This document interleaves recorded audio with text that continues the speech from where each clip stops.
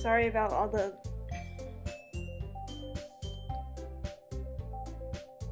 Hold on.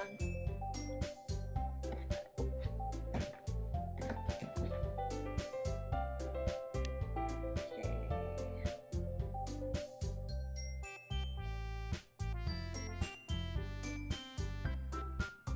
Is anyone here?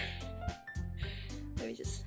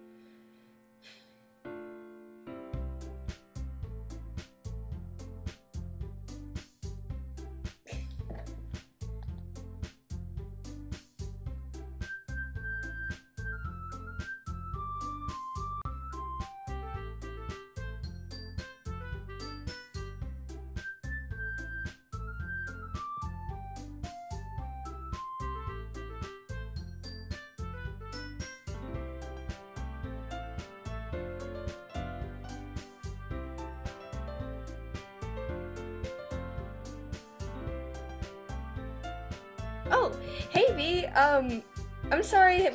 Did I keep you waiting for long? You know, the Twitch lag and everything. Also, you didn't really miss much yesterday.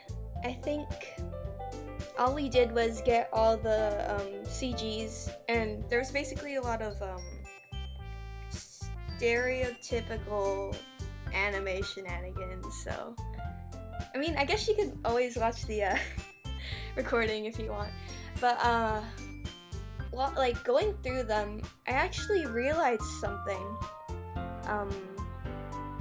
Like, the only person we confess our love to, like explicitly in game, is Sayori, and the other girls, I feel like despite the fact that this is a date sim,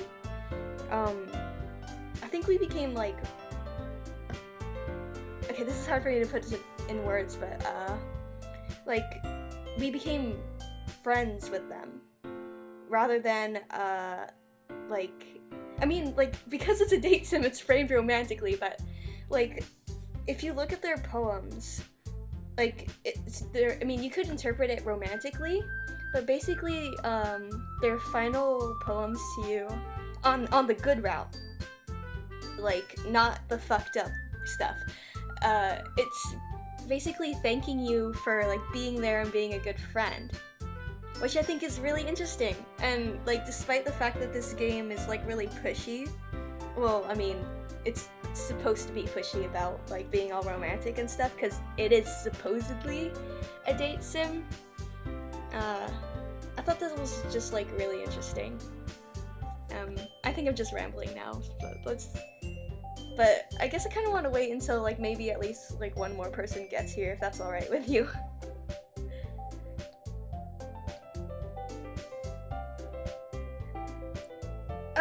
Yeah, basically, I got all the CGs in the normal, not fucked up stuff, and now we have to go through, this again. But I'm gonna switch back to settings because I hate looking at this. Like, this never, like, it always gets to me. I really don't like looking at it, so. Okay.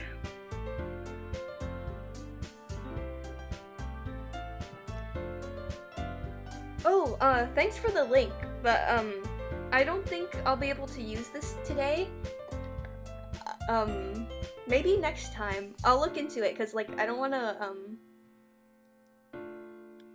or, I guess, okay, hold on. While waiting for at least one more person to show up, I'm gonna read this really quick. And if nobody shows up by the time I'm done reading this, we're just gonna go. Sorry, everyone else.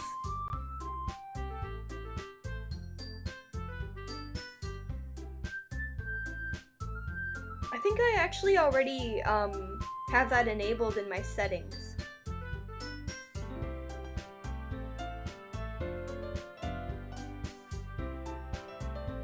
I think I... Hold on, let me see.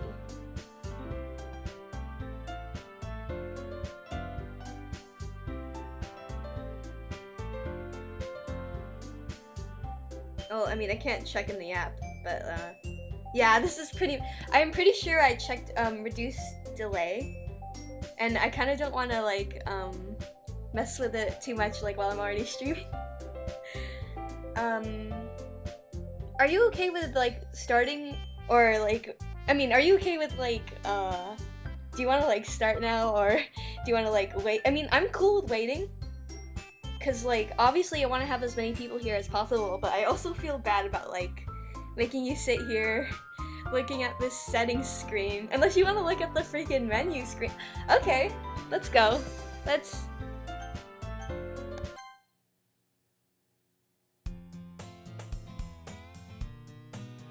It's this again. Gold Cow and Sierra and my other friend can't make it. So it's just the Twitter people today. I hope you're ready. It's round 3. Are you ready to see me get scared by the same shit for the 3rd time in a row? Like, I'm joking, but like, just watch. I'm gonna like actually like get scared like when I see this shit again, even though I know exactly what's gonna happen. Okay. I see an annoying girl running toward me from the distance, waving her arms in the air like she's totally oblivious to any attention she might draw to herself. That girl is my neighbor and good friend since we were children. Oh, also, today's your lucky day, because today's the day we're gonna date Natsuki, because we didn't get to do this last time. I'm so excited. Oh my gosh. Okay. You know, the kind of friend you'd never see yourself making today, but it just kind of works out because you've known each other for so long. We used to walk to school together on days like this, but starting around high school, she would oversleep more and more frequently, and I would get tired of waiting up. Yeah, I'm excited too. I mean, I already told you, you could already tell that I'm really excited, but if she's gonna chase me, if she's gonna chase after me like this, I almost feel better off running away. However, I just sigh and idle. It's the anticipation, like, even though I know what's gonna happen, I'm not looking forward to it, like, at all. Okay, I just sigh and idle in front of the crosswalk and let catch up to me. Oh god, please, please, please, please, please, please, please. Okay. This is like my weakness, okay? Like, this is the kind of shit that scares me the most. I'm playing it for the 3rd time. For you guys! I mean, don't get me wrong, I'm having a ton of fun, but, like, at the same time, like, oh, this game is so cursed. It's an ordinary school day, like any other. Mornings are usually the worst, being surrounded by couples and friend groups walking to school together. Meanwhile, I've always walked to school alone. I always tell myself it's about time I meet some girls or something like that. But I have no motivation to join any clubs. I'm perfectly content just getting by on the average while spending my free time on games and anime. There's always the anime club, but it's not like there'd be any girls in it anyway. The school day is as ordinary as ever, and it's over before I know it. After I pack up my things, I stare blankly at the wall, looking for an ounce of motivation. Clubs. There really aren't any that interest me.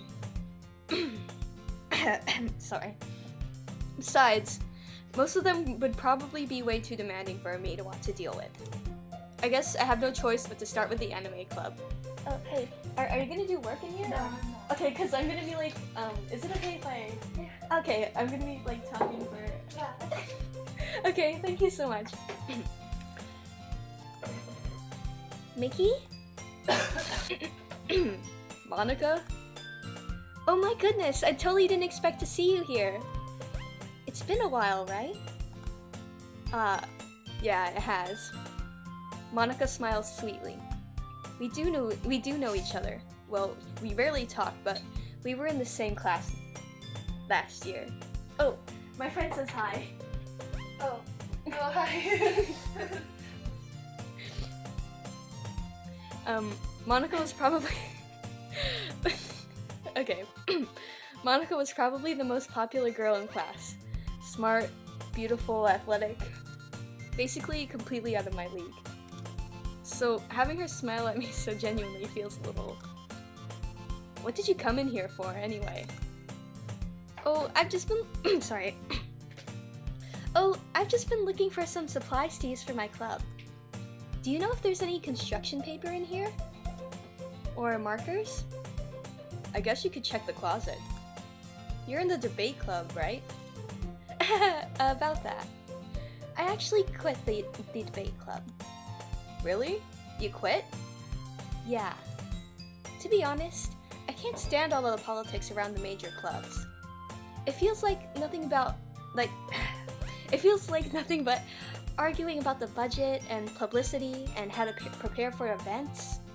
I'd much rather take something I personally enjoy and make something special out of it. In that case, what club did you decide to join? Actually, I'm starting a new one. A literature club. Literature? That sounds kind of dull. How many members do you have so far? It's kind of embarrassing, but there's only 3 of us so far. Yeah, yes, she did. Oh my god. Well, I mean, to be fair, they're it is a very special literature club. I mean, no other club like it.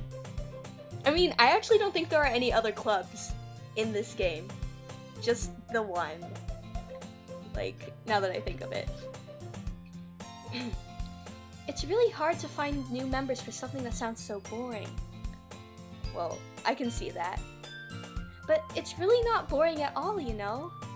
Literature can be anything. Reading, writing, poetry. I mean, one of my members even keeps her manga collection in the club room. Wait, really? Yeah, it's funny, right? She always insists that manga is literature too. I mean, she's not wrong, I guess. And besides, a member's a member, right? Did Monika say she? We're back on that bullshit again. Hey, Mickey? By any chance, are you still looking for a club to join? Me too. I mean, he deserves to be there along with the other, virgin nerds. I'm a hypocrite. But anyway, I'm actually part of my college's anime club. Well, animation club. Although, to be fair, it's been a very long time since I've attended a meeting. So, I don't think I'm part of that club anymore. I mean, I guess so, but... In that case, is there any chance you could do me a big favor? I won't ask you to join, but if you could at the very least visit my club, it would make me really happy. Please? Well, I guess I have no reason to refuse. Besides, how could I ever refuse someone like Monika? Sure, I guess I could check it out. Awesome! You're really sweet, Mickey. You know that? It's nothing, really. Shall we go then? I'll look for the materials another time. You're more important.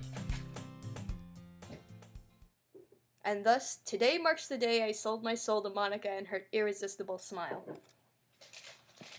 I timidly follow Monika across the school and upstairs, a section of the school I rarely visit being generally used for third-year classes and activities.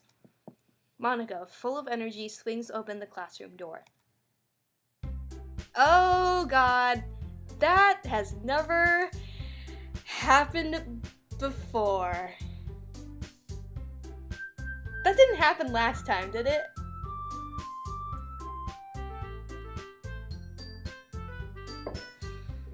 Okay. Yep, here we go.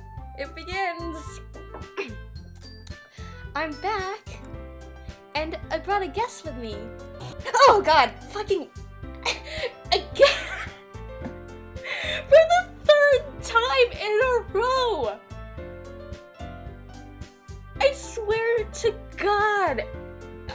Okay. Anyway.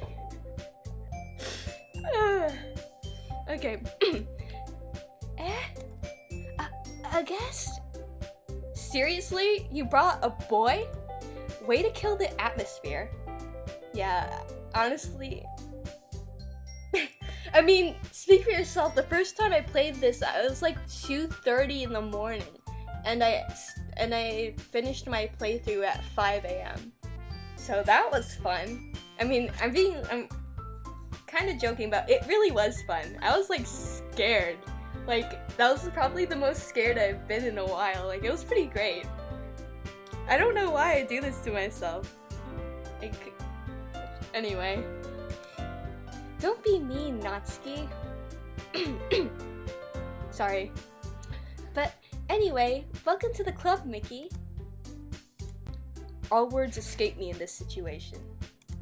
This club is full of incredibly cute girls.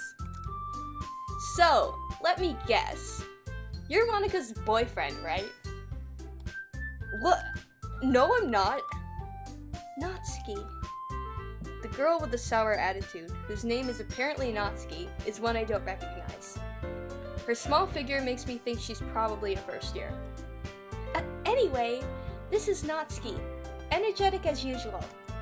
And this is Yuri, the vice president. It's nice to meet you.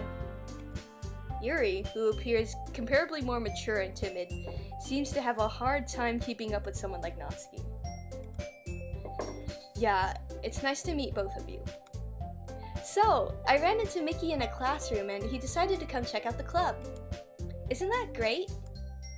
Wait, Monika? Didn't I tell you to let me know in advance before you brought anyone new? I was going to, well, you know. Sorry. I didn't forget that, but I just happened to run into him. In that case, I should at least make some tea, right? Yeah, that would be great. Why don't you come sit down, Mickey? The girls have a few desks arranged to form a table. Yuri walks to the corner of the room and opens the closet.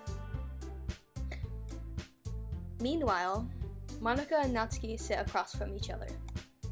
Still feeling awkward, I take a seat next to Monika. So, I know you didn't really plan on coming here, but we'll make sure you feel right at home, okay? As president of the literature club, it's my duty to make the club fun and exciting for everyone. I'm surprised there aren't more people in the club yet. It must be hard to start a new club. You could put it that way. Well, anyway, not many people are very interested in putting out all the effort to start something brand new, especially when it's something that doesn't grab your attention, like literature.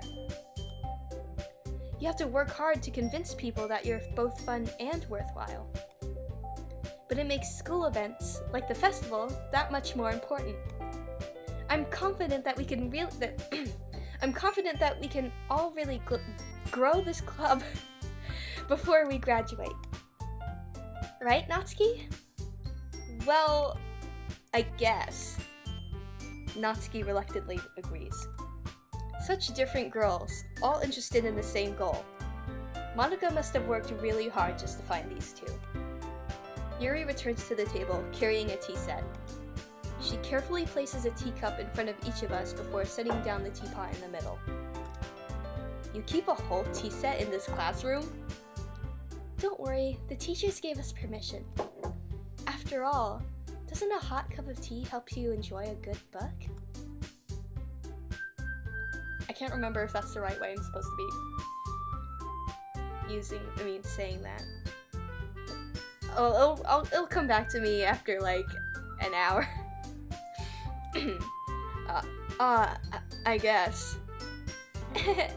Don't let yourself get intimidated. Yuri's just trying to impress you. That's not... Insulted, Yuri looks away. I meant that, you know... I believe you. Well, tea and reading might not be a pastime for me, but I at least enjoy tea. I'm glad. Yuri faintly smiles to herself in relief. So, Vicky, what kind of things do you like to read? Well, considering how little I've read these past few years, I don't really have a good way of answering that. Manga? I mutter quietly to myself, half joking. Natsuki's head suddenly perks up. It looks like she wants to say something, but she keeps quiet. Not much of a reader, I guess. Well, that can change. What am I saying? I spoke without thinking after seeing Yuri's sad smile. Anyway, what about you, Yuri? Well, let's see. Yuri traces the rim of her teacup with her finger. God, we just started and I already need to drink water.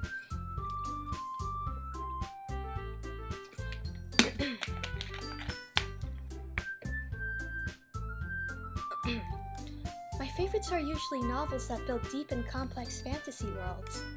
The level of creativity and craftsmanship behind them is amazing to me. And telling a good story in such a foreign world is equally impressive. Yuri goes on, clearly passionate about her reading. She seems so reserved and timid since the moment I walked in, but it's obvious by the way her eyes light up that she finds her comfort in the world of books, not people. But, you know, I like a lot of things. Stories with deep psychological elements usually immerse me as well. Isn't it amazing how a writer can so deliberately take advantage of your own lack of imagination to completely throw you for a loop? Anyway, I've been reading a lot of horror lately. I read a horror book once. I desperately grasped something I can relate to at the minimal level. At this rate, Yuri might as well be having a conversation with a rock. I'd expect that from you, Yuri. It suits your personality. Oh, is that so? Really, if a story makes me think, or takes me to another world, then I really can't put it down. Surreal horror is often very successful at changing the way you look at the world, if only for a brief moment. Yes, maybe. I mean, sometimes I wonder, like, I was thinking about it, and, like, I find it really interesting that I'm actually scared by this. Like, I guess it's not necessarily, like, traditional, like, horror well, I mean, in some ways it is. Like, Yuri is a pretty cliche, actually, yandere, but anyway. I'm not but yeah, I think this game scares me. Yeah, this game, like, scares me more than, like, some AAA horror stuff. Like, honestly, this is the most scared I've been by a game for a while. It's actually really great. And it's like, it doesn't even do anything too flashy either, which I think is pretty neat. Ugh, I hate horror. Oh? Why is that? Well, Natsuki's eyes dart over to me for a split second. Never mind. That's right, you usually like to write about cute things, don't you, Natsuki? Yeah, like, I was thinking the same thing. Like, in a lot of things, like, in a lot of horror games, you can actually kill the things that are after you, which kind of takes away from, like, them being scary. Like, I noticed this first in Amnesia, like the Dark Descent, like not the other one, where it's like all you can do is run and hide, and you're technically not supposed to look at it. And the water demon thing, you literally can't see it at all. But it's fucking terrifying. So, like, I find it really like, zombies are so overplayed. Like, can we just stop with all the zombies? I mean, like, don't get me wrong, I find the idea of being, like, eaten alive, like, very unpleasant, to say the least, but I don't know. Like, they're not very threatening. Like, they're slow, they're shambling, they're not very smart. I mean, a lot of games try to make zombies, like, super strong or whatever, but, like, they're literally a decaying corpse. Like, you can't sell that. Like, sorry. But yeah. You know the worst part is? The fact that I had to choose to go on in this game. Like, I remember playing it at, like, 4 a.m. and being like, I should just quit. But I had to see the end of it, so it was worth it. Eternal Darkness? I've never played that. That sounds really cool. Like, that also sounds like something that would make me like, completely shit myself. Maybe I'll see if I can find, like, a Let's Play on YouTube or something. That sounds fun. Okay. What? What gives you that idea? You left a piece of scrap paper behind last club meeting. It looked like you were working on a poem called "Don't Say It Out Loud," and give that back. Yeah. I mean, I play horror to get scared, like, shitless, and that's what I get. Well, I mean, to be fair, I actually don't really even play that many. This is probably, I'm trying to think. The only horror that I've actually, like, played is probably this and some RPG Maker games. I'm not sure if those count. So, fine. Natsuki, you write your own poems? Eh? Well, I guess sometimes. Why do you care? I think that's impressive. Okay, there were times when Night in the Woods was, like, actually extremely unsettling. Like, but I'm not sure if it really counts as, like, a full-on horror. It is very tense and, like, actually, like, unsettling at times. But I think for the majority of it, like, it was... Oh, wait, no, that's right. There is an eldritch abomination in a deep mine somewhere. Okay, that makes it a horror. You're right. Like, okay, game. It's time for game. Why don't you share them sometime? No! Natsuki averts her eyes. You wouldn't like them. Not a very confident writer yet. I understand how Natsuki feels. Sharing that level of writing takes more than just confidence. The truest form of writing is writing to oneself. You must be willing to open up to your readers, exposing the vulnerabilities and showing even the deepest reaches of your heart. Do you have writing experience too, Yuri? Maybe if you share some of your work, you can set an example and help Natsuki feel comfortable enough to share hers. I guess it's the same for Yuri. We all sit in silence for a moment. Hey, I just got an idea. How about this? Natsuki and Yuri look quizzy. I still can't pronounce this word, and it appears way too often, so I'm just gonna... Okay. Let's all go home and write a poem of our own. Then, next time we meet, we'll all share them with each other. That way, everyone is even. I mean, I thought it was a good idea. Well, I think you're right, Monika. We should probably start finding activities for all of us to participate in together. I did decide to take on the responsibility of vice president after all. I need to do my best to nurture the club as well as its members. Besides, now that we have a new member, it seems like a good step for us to take. Do you agree as well, Mickey? Hold on, there's still one problem. Eh? What's that? Now that we've reached the most important topic, I bluntly come forth with what's been on my mind the entire time. I never said I would join this club. Monika may have convinced me to stop by, but I never made any decision. I still have other clubs to look at, and, I lose my train of thought.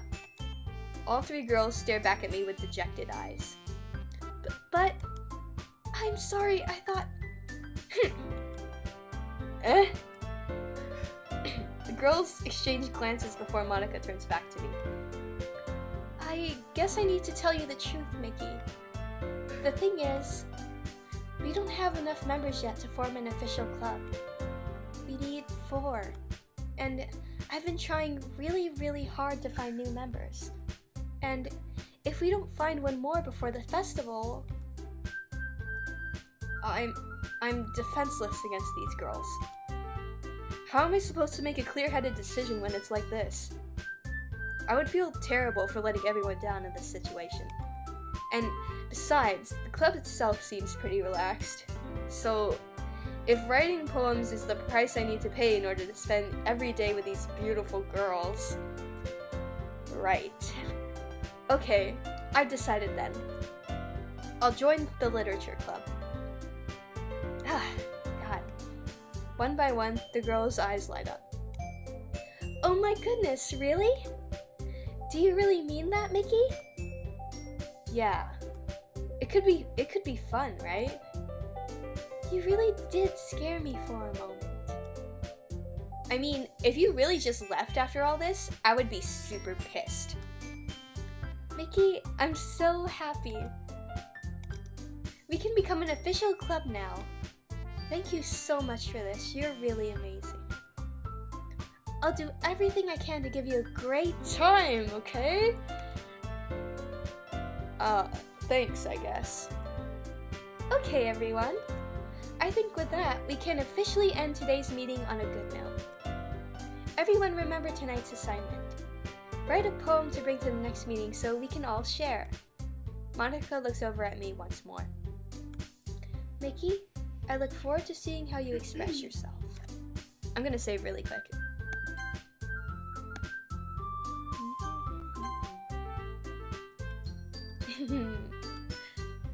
Yeah. Can I really impress the class star Monika with my mediocre writing skills? I already feel the anxiety welling up inside me. Meanwhile, the girls continue to chit-chat as Yuri cleans up the tea set. I guess I'll be on my way then. Okay. I'll see you tomorrow then. I can't wait. With that, I depart the club room and make my way home. The whole way, my mind wanders back and forth between the 3 girls, Natsuki, Yuri, and of course, Monika. Will I really be happy spending every day after school in the literature club? No. Perhaps I'll have the chance to grow closer to one of these girls. Alright. I just need to make the most of my circumstances, and I'm sure good fortune will find me. And I guess that starts with writing a poem tonight. Alright! It's Natsuki time! Oh! Ooh, yay. Can you hear me?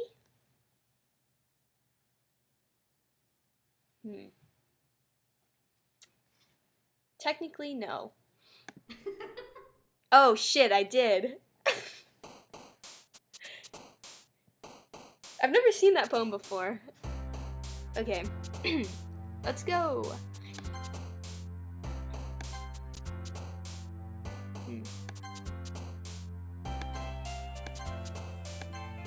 Oh, wow, really? Okay.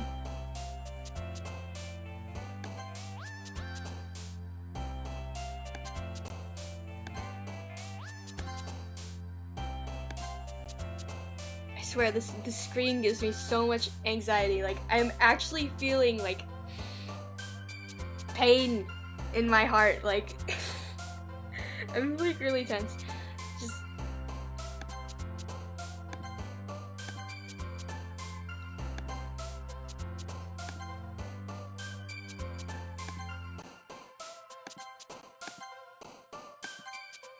Alright. Yeah, well, I mean, this part of the game. Okay. Hi again, Mickey. Oh, wait. Hi, Gold Cow. Like, you didn't really miss anything new. You literally just arrived just in time to see the new stuff. Lucky you. Alright. Glad to see you didn't run away on us. Ha ha ha! Because we have you trapped here forever. Nah, don't worry. This might be a little strange for me, but I at least keep my word. Well, I'm back at the literature club. I was the last to come in, so everyone else is already hanging out. Oh god! Again! Oh god! Alright. Okay, Natsuki is not gonna get me this time, I swear to god. Thanks for keeping your promise, Mickey. I hope this isn't too overwhelming of a commitment for you. Making you dive headfirst into literature when you're not accustomed to it? Oh!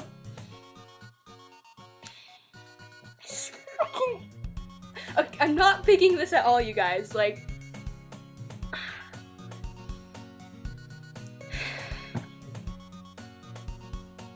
This is pathetic. Anyway. Oh, come on. Like he deserves any slack. You already had to be dragged here by Monika. I don't know if you plan to just come here and hang out or what, but if you don't take us seriously, then you won't see the end of it.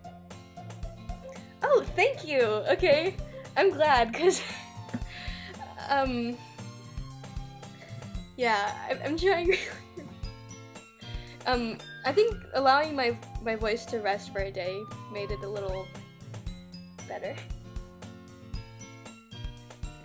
Okay, I'm glad I'm making this fun for you guys. Cause, I know that, like, last time we played was the first time, like, Gold Cow saw, like, the entire game, so I'm glad that I could, like, share that experience with you, and I've been having a lot of fun, even if this game is, like, fucking... Oh my god. Okay. Natsuki! wrong voice. Natsuki, you certainly have a big mouth for someone who keeps a manga collection in the club room. Natsuki finds herself stuck between saying Monika and manga. Manga is literature! Swiftly defeated, Natsuki plops back into her seat. I'm sorry, Mickey. We'll make sure to put your comfort first, okay? Yuri shoots Natsuki with a disappointed glance. Anyway, now that you're in the club and all, perhaps you might have interest in picking up a book to read? Well, I can't really say no either way. Like you said, I'm in this club now, so it only feels right for me to do something like that if you ask. Wait, I didn't mean it like that. If you don't really want to, then forget I said anything, I guess. No, it's not that, Yuri. I want to try to be part of this club. So, even if I don't read often, I'd be happy to pick up a book if you wanted me to. Are you sure? I just felt like, well, as vice president and all, that I should help you get started on something you might like. Yuri reaches into her bag and pulls out a book. I didn't want you to feel left out, so I picked out a book I thought you might enjoy. It's a short read, so it should keep your attention even if you don't usually read. And we could, you know, discuss it if you wanted. How is this girl accidentally being so cute? She even picked out a book she'll thinks I like, despite me not reading much. Yeah, I am not a fan of the music, like, at all. I mean, of course, like, the theme song's been stuck in my head for about a month now, so... Yuri, thank you. I'll definitely read this. I enthusiastically take the book. Whew. Well, You can read it at your own pace. I look forward to hearing what you think. Now that everyone's settled in, I expected Monika to kick off some scheduled activities for the club. You know, people have used their Animal Crossing towns to make, like, horror-themed ones. Then they're actually genuinely, like, creepy. Like, I haven't actually, like, played Animal Crossing, but I've seen people show their, like, screenshots and stuff. I'm like, that's really... Ooh. I don't know, there's something about, like, making like a scary Animal Crossing town, and that, like, it's not the purpose of the game, but managed to make it, like, scary as fuck anyway. But that doesn't seem to be the case. You know, the sad thing is, like, I don't have enough space on my phone for it. I don't have enough space. Freaking, like, Kingdom Hearts Unchained... No, Kingdom Hearts Union Cross, they changed the name. It's taking up all the space on my phone. It's like 2.1 gigabytes now, and it's like... And I can't quit. That's the thing, I can't quit this shitty game. Well, it's not, I mean, it is pretty shitty, but it's not that shitty. I think once I finish, like, Latent Mystery Journey, I might have enough space on my phone for it, but it'll be a while before that happens.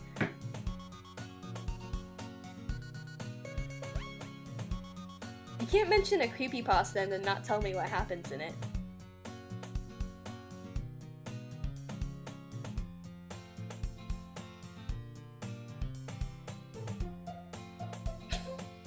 Alright, I'm gonna continue playing and, like, you tell me what happens in that creepypasta, so I could get double scared.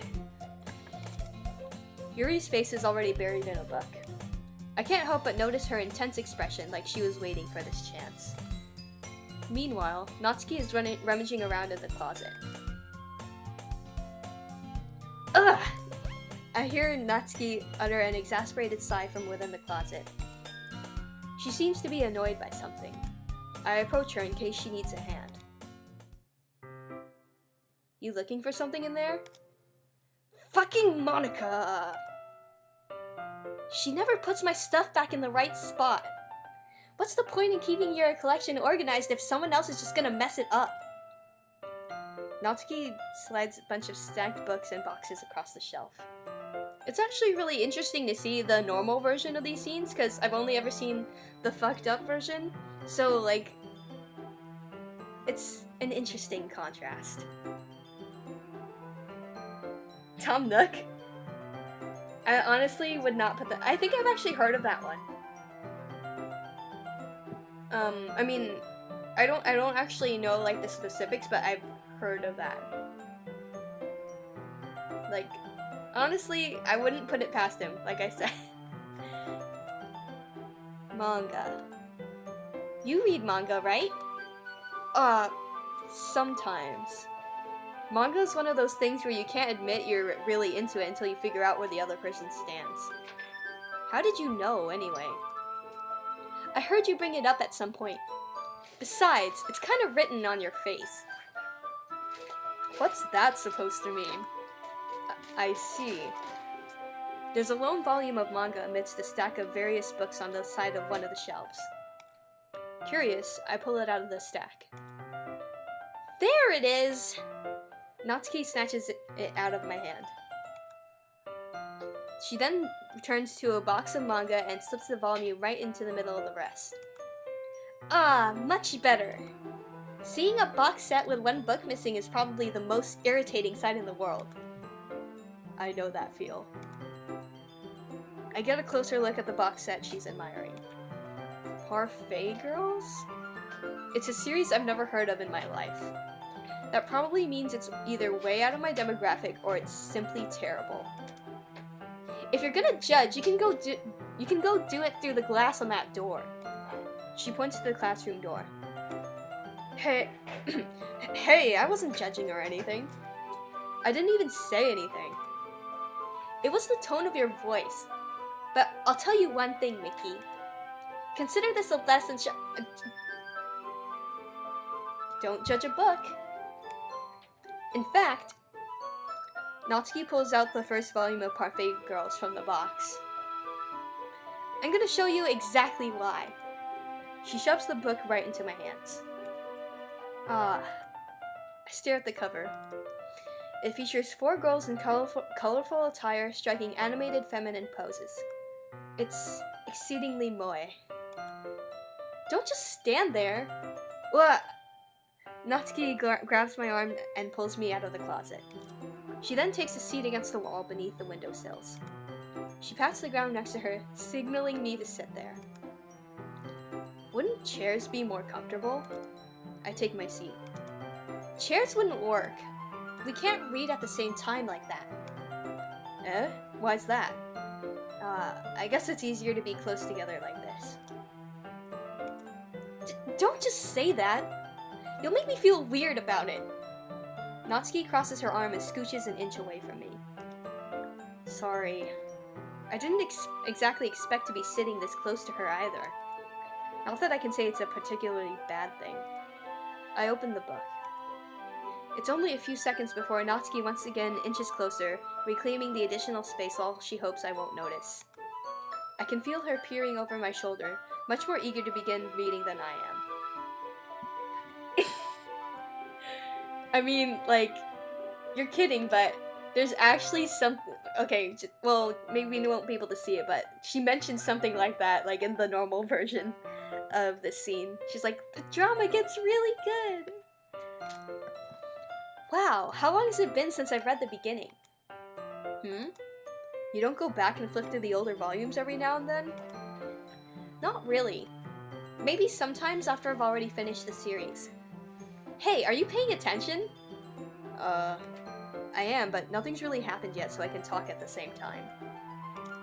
It looks like it's about a bunch of friends in high school. Typical slice of life affair. I kinda grew out of these since it's rare for the writing to be entertaining enough to make up for the lack of plot. Are you sure this isn't boring? Are you sure this isn't boring for you? It's not! Even though you're just watching me read? Well, also looking at the CG makes me realize I completely drew Natsuki's, like, weird barrette wrong.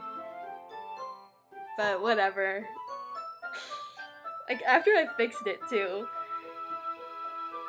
Isn't it the worst, like, you post something and you realize, oh shit, I fucked it up real bad, and then you fix it, and then you post the fixed version, and then you realize that you fucked that one up, too.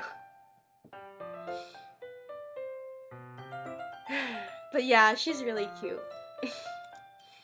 I'm fine with that. If you say so. I guess it's fun sharing something you like with someone else. I always get excited when I convince any of my friends to pick up a series I enjoy. You know what I mean? You don't? That's not... Well, I wouldn't really know. What do you mean? Like a billion barrettes and ribbons and stuff like that. She would. Don't you share your manga with your friends? Could you not rub it in? Jeez. Sorry. Her Wednesday barrettes. I mean... yeah, let's go with that. Let's go with that. Like I could ever get my friends to read this. Yeah, I know, like the first time I saw her character design, I was like, what is that? Like, it's such a weird placement for it too, and like I'm not sure what it's doing. But I guess that's like the whole like moe blob like design aesthetic, like random like clips and ribbons and like hair ties and stuff. And it's like honestly kind of irritating to me. This is all so unnecessary. I believe simple is best, says the person who admires like Nomura's designs. But anyway, like no lie, Kingdom Hearts was like a really big influence on me, like early on. I mean, that shouldn't really surprise you guys. Like, who wasn't influenced by Kingdom Hearts, right? Anyway, they just think manga's for kids. I do, but also it's like, how much hair does she have? I mean, I'm not sure if you guys are, like, it's that thing, again, in anime where, like, the hair conservation, like, I'm not sure if you guys watch Shugokara, and if you didn't, don't watch Shugokara, but, like, there's this thing where the main character, Amu, has, like, her, like, one time she has a side tail, and sometimes she doesn't, and it's, like, the same, like, whether, it's, like, freaking hair extent. I'll show you guys on Twitter later. It bothers the hell out of me, and it's really, it's like a pet peeve of mine when people don't, like, I mean, don't get me wrong, the twin tails are cute, but at the same time, it's like, thank you. Thank you so much. I thought you were gonna go with simple and clean, but, well, anyway. I can't even begin to bring them up. I can't even bring it up to them without it being all like, eh? You still haven't grown out of that yet? Makes me want to punch them in the face. Ugh, I know those kinds of people. Honestly, it takes a lot of effort to find friends who don't judge, like you guys, and much less friends who are also into it. I'm already kind of a loser, so I guess I gravitated toward the other losers over time. But it's probably harder for someone like you. Yeah, I guess that's pretty accurate. Wait, which part? I mean, I feel like I can't even keep it in my own room. My dad would beat the shit out of me if he found this. At least it's safe here in the club room. Except Monika's kind of a jerk about it. Ugh, I just can't win, can I?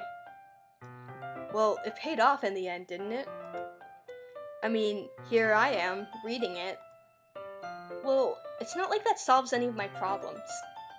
Maybe, but at least you're enjoying yourself, right? So? Jeez, that's enough. Are you gonna keep reading or what? Yeah. I flipped the page.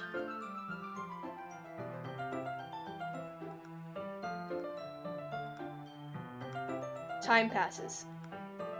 Natsuki is strangely quiet now. I glance over at her. It looks like she started to fall asleep. Hey, Natsuki? God. See, the thing is, well, you guys will see. Suddenly, Natsuki collapses straight into me. Hey!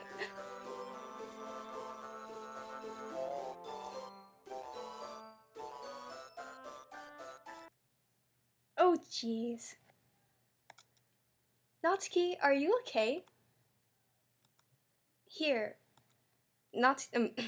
Monika reaches into her bag and pulls out some kind of protein bar. Yeah, like, I was tense the entire time because I was anticipating it, and it was... Okay, anyway.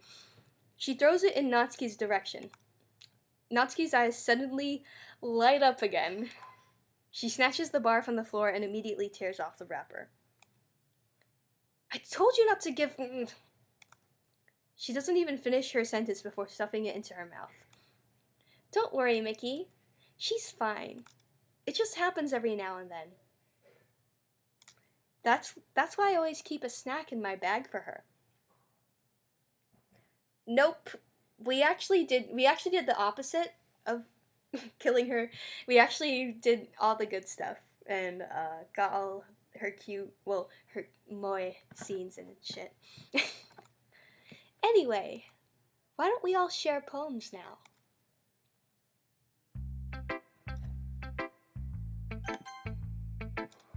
I told Natsuki I was interested in her poems yesterday. It's probably only fair if I shared mine with her first.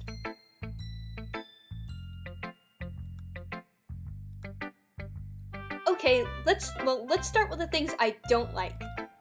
First of all, Natsuki rereads my poem. Never mind, I don't feel like giving you my opinion. Eh? Then what's the point of sharing in the first place? I wrote this when I could have been doing other things. Ugh. In fact, remember how I said I wanted to read your poems?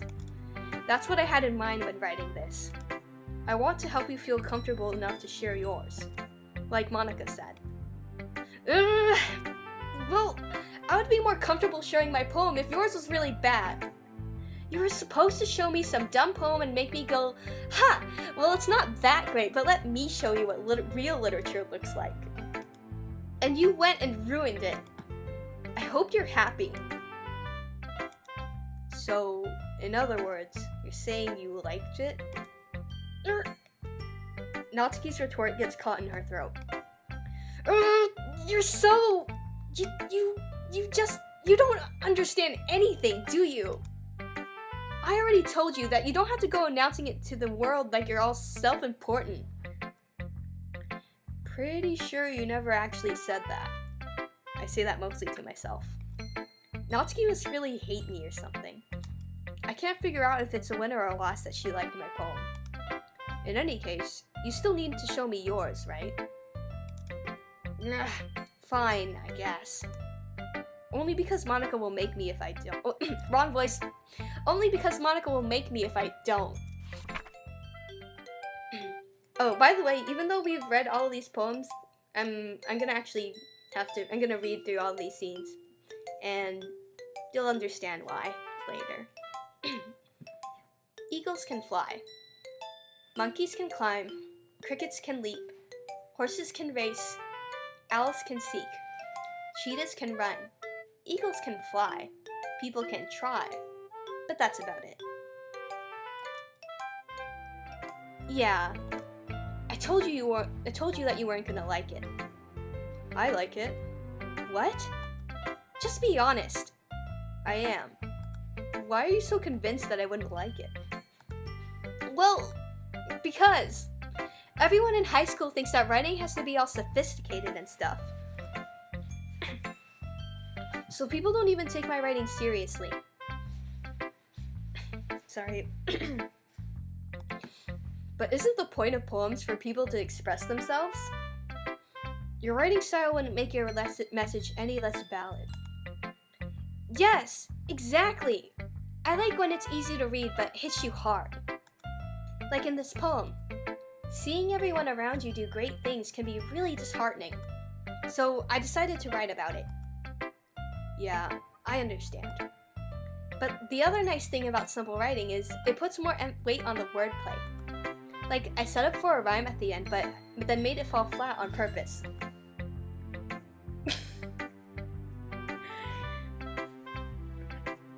You're making me want to you're making me want to write another, lick the bread poem, like we always do on Twitter. I just realized, we're our own little literature club, sending each other poems all the time. We were the anime the entire time. Plot twist. Anyway. So you did. I guess more went into it than I realized. That's what it means to be a pro. I'm glad you learned something. Didn't expect that from the youngest one here, did ya? Yeah, I guess not. I decided to humor her with that last comment. I don't really care how old everyone is, but if Natsuki's feeling proud, then I won't take that away from her. And then Yuri's gonna be not happy.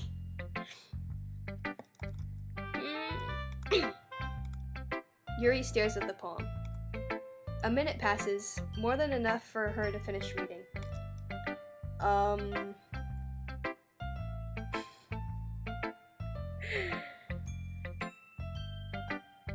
I mean, if that's true, then there are a lot of Monikas. Oh, sorry, I forgot to start speaking. It's fine, don't force yourself. I'm not. I just need to put my thoughts into words. Disgusting. Hold on. Okay. This is your first time writing a poem, right? Yeah. Why do you ask? I'm just making sure. I guess that it might be after reading through it. So it's that bad. No! Did I just raise my voice? I'm so sorry. Yuri buries her face in her hands. I couldn't help but notice it's been several minutes and we really haven't gotten anywhere. It might take Yuri a while to get used to new people. It's fine, I really didn't notice. What were you saying? Right. It's just that there are specific writing habits that are usually typical of new writers. And having been through that myself, I kind of learned to pick up on them. I think the most noticeable thing I recognize in new writers is that they try to make their style very deliberate. In other words, they tend to pick a writing style separate from the topic matter, and they form-fit the two together. The end result is both the style and the expressiveness are weakened. Once Yuri finds her train of thought, it's as if her demeanor totally changes. Her stammering is completely gone and she sounds like an expert.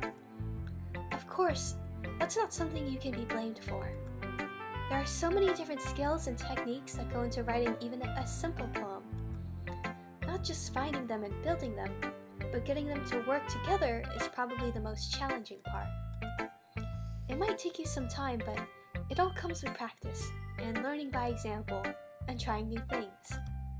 I also hope that everyone else in the club gives you valuable feedback. Natsuki can be a little biased though. Biased? How? Well, never mind. I shouldn't be talking about people like that. Sorry. It's fine. I'm not sure if Yuri is apologizing to herself, to me, or to Natsuki. Do you mind if I read your poem now? Like, I've always been Team Natsuki from the start for like so many different reasons, but like, I don't, like, to be frank, I'm not really into Yuri's style of poetry, like, at all. And Lick the Bread is most like Natsuki's, so I might be a little biased. Please do. I'd love to share my thought process behind it. Yuri smiles dreamily as if that's a rare opportunity for her, which itself is kind of funny. After all, isn't this supposed to be a literature club? I know, she's the best. Honestly, I kind of want just like a normal date sim with her in it, because that would be pretty nice. Ghost under the light. The tendrils of my hair illuminate beneath the amber glow. Bathing. It must be this one. The last remaining streetlight to have withstood the test of time. The last to be replaced by the sickening blue-green hue of the future. I bathe. Calm. Breathing air of the purest of the present. Why can't I read today? Breathing air of the present, but living in the past. The light flickers. I flicker back. I'm sorry I have such terrible handwriting. Actually, for the first time since I played this game, I had a bit of trouble reading it, but for the most part, it's not that bad. What? I wasn't thinking that at all. But it took you a long time to read. Well, I just don't read script very often. I actually think your handwriting is pretty. Eh? That's a relief. Also, I like the poem. Even though it's short, it was really descriptive. It wasn't too short? I usually write longer poems. Not at all. I'm really glad you like it. I'll be honest. Since this is our first time sharing, I wanted to write something a little more mild. Stop!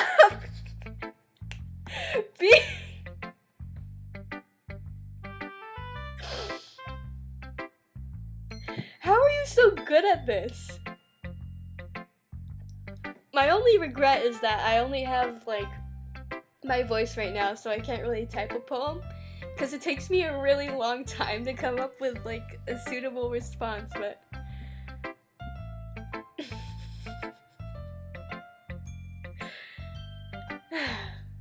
Still got it.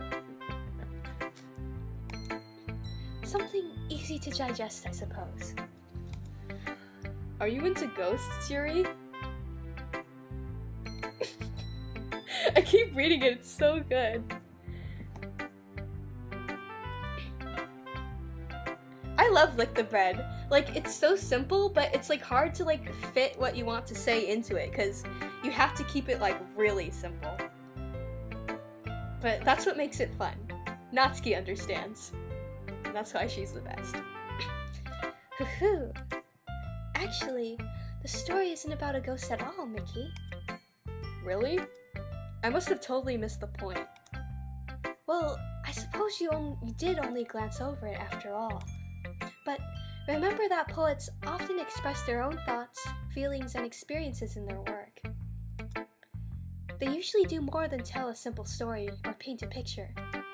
In this case, perhaps the subject of the poem is only being symbolically compared to a ghost, lingering in her last remaining place of comfort, unable to let go of the past, and soon to be left with nothing.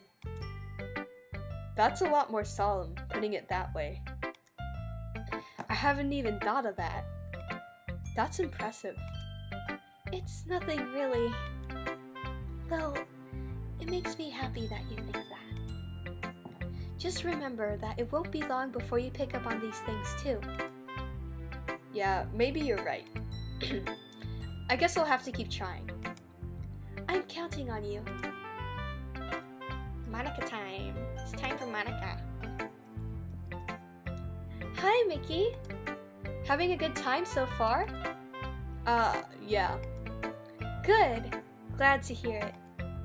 By the way, since you're new and everything, if you ever have any suggestions for the club, like new activities or things we can do better, I'm always listening. I'm always listening. Don't be afraid to bring things up, okay? Alright, I'll keep that in mind.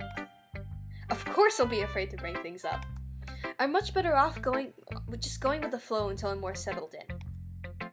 Anyway, want to share your poem with me? It's kind of embarrassing, but I guess I have to. Don't worry, Mickey.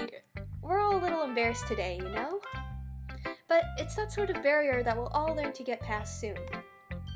Yeah, that's true. I hand Monika my poem. I like it, Mickey. Really? It's a lot cuter than I expected. Oh, jeez. No. It kind of makes me think of something Natsuki would write. And she's a good writer, too.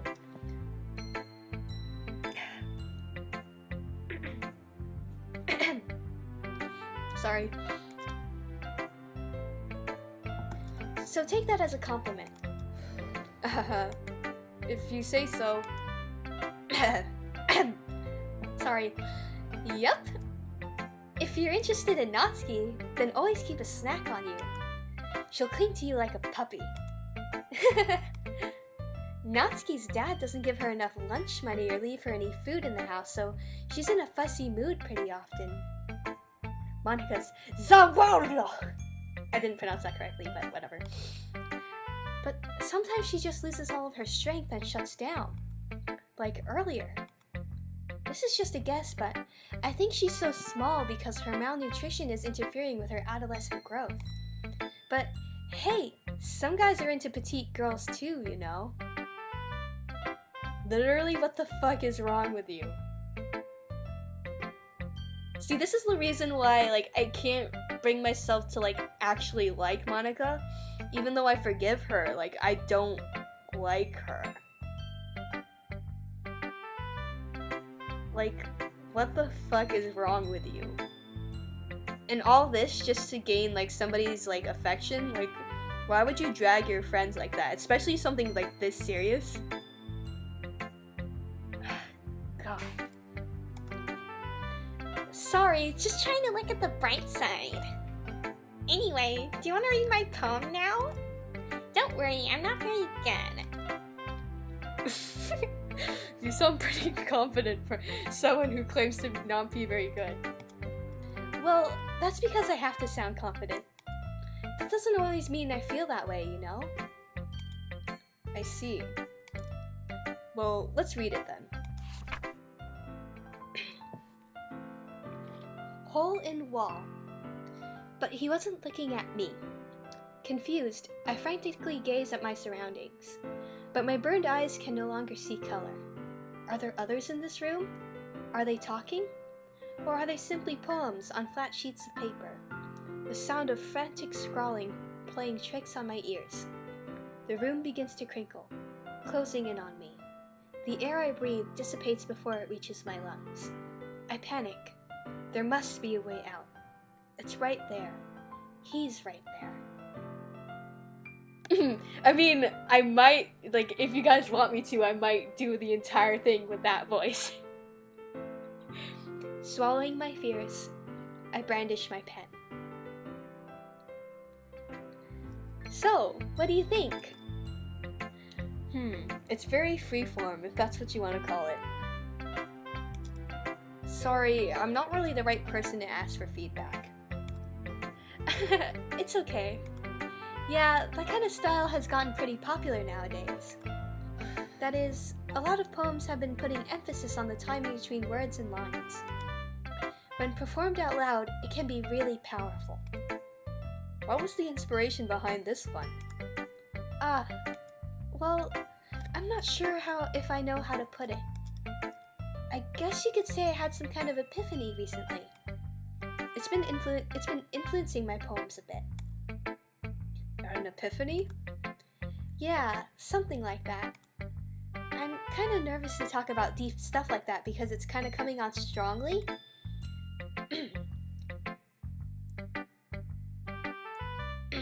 Sorry. Maybe after everyone is better friends with each other. Anyway, here's Monika's writing tip of the day. Sometimes when you're writing a poem or a story, your brain gets too fixated on a specific point. If you try so hard to make it perfect, then you'll never make any progress. Just force yourself to get something down on the paper and tidy it up later. Another way to think about it is this. If you keep your pen in the same spot for too long, you'll just get a big dark puddle of ink. So just move your hand and go with the flow. That's my advice for today. Thanks for listening. Whew. Wait, that was too high-pitched. Well, anyway, I guess that's everyone. I glance around the room. That was a little more stressful than I anticipated. I swear to God, every time. It's not that that scares me, but I hate it. It's as if everyone is judging me for my mediocre writing abilities. Even if they're just being nice, there's no way my poems can stand up to theirs. This is a literature club, after all. I sigh. I guess that's what I ended up getting myself into. Across the room, Monika is writing something in her notebook. My eyes land on Yuri and Natsuki. They gingerly exchange sheets of paper, sharing their respective poems.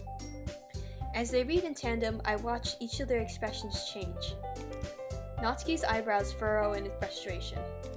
Meanwhile, Yuri smiles sadly. What's with this language? Did you say something? Oh, it's nothing. Natsuki dismissively returns the poem to the desk with one hand.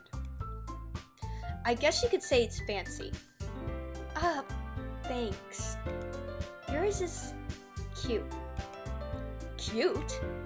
Did you just completely miss the symbolism or something? It's clearly about the feeling of giving up. How can that be cute? I know that. I just meant the language, I guess. I was just trying to say something nice. You mean you had to try that hard to come up with something nice to say?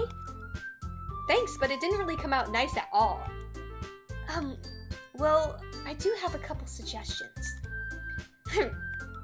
If I was looking for suggestions, I would have asked someone who actually liked it.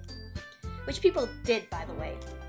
Monika liked it, Monika liked it, and Mickey did too.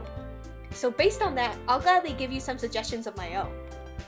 First of all, excuse me, I appreciate the offer, but I've spent a lot of time establishing my writing style.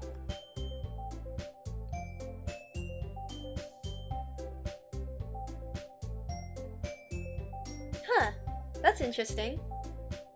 I mean, I know that line is from the song, but also that was a pretty nice coincidence. I don't expect to change it anytime soon, unless, of course, I come across something particularly inspiring. Which I haven't yet. And Mickey liked my poem too, you know. He even told me he was impressed by it. Natsuki suddenly stands up. Oh? I didn't realize you're so invested in trying to impress our new member, Yuri. Eh? That's not what I... You're just... Yuri stands up... I have to switch, like, I have to go up an octave and then down an octave. Yuri stands up as well. Maybe you're just jealous that Mickey appreciates my advice more than he appreciates yours. Huh? And how do you know he doesn't appreciate my advice more? Are you that full of yourself? No. If I were full of myself, I would deliberately go out of my way to make everything I do overly cutesy. Well, you know what? I wasn't the one whose boobs magically grew a size bigger as soon as Mickey started showing up. Natsuki! Natsuki, that's a little... This doesn't involve you! Taking out your own insecurities on others like that. You really act as young as you look, Natsuki. Me? Look who's talking, you want to be edgy, bitch! Edgy? Sorry that my lifestyle is too much for someone of your mental age to comprehend. See? Just saying that proves my point. Most people learn to get over themselves after they graduate middle school, you know. If you want to prove anything, just stop harassing others with your sickening attitude. You think you can counterbalance your toxic personality just by dressing and acting cute? The only cute thing about you is how hard you try. Whoa, be careful, you might cut yourself on that edge, Yuri. Oh, my bad. You already do, don't you? Did you just accuse me of cutting myself? What the fuck is wrong with your head? Yeah, go on. God. Let Mickey hear everything you really think. I'm sure he'll be head over heels for you after all this. Suddenly, Yuri turns to me as she just noticed I was standing here. Mickey, she's just trying to make me look bad. That's not true. She started it. How did I... It's not like it... But... Okay.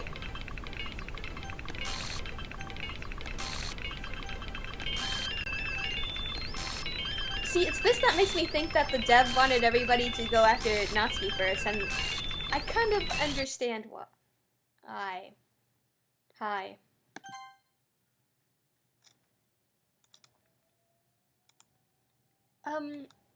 Hey, Mickey? Why don't we step outside for a little bit? Okay? Sorry about that. They really shouldn't have tried to get you involved. It's probably better for us to stay out of this. We'll go back inside once they're done yelling.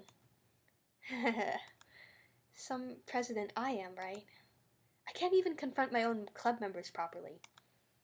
I just wish I was able to be a little more assertive sometimes. But I never have it in me to put my foot down against others. You understand, right? Anyway, if this makes you want to spend less time with the others, then that's fine.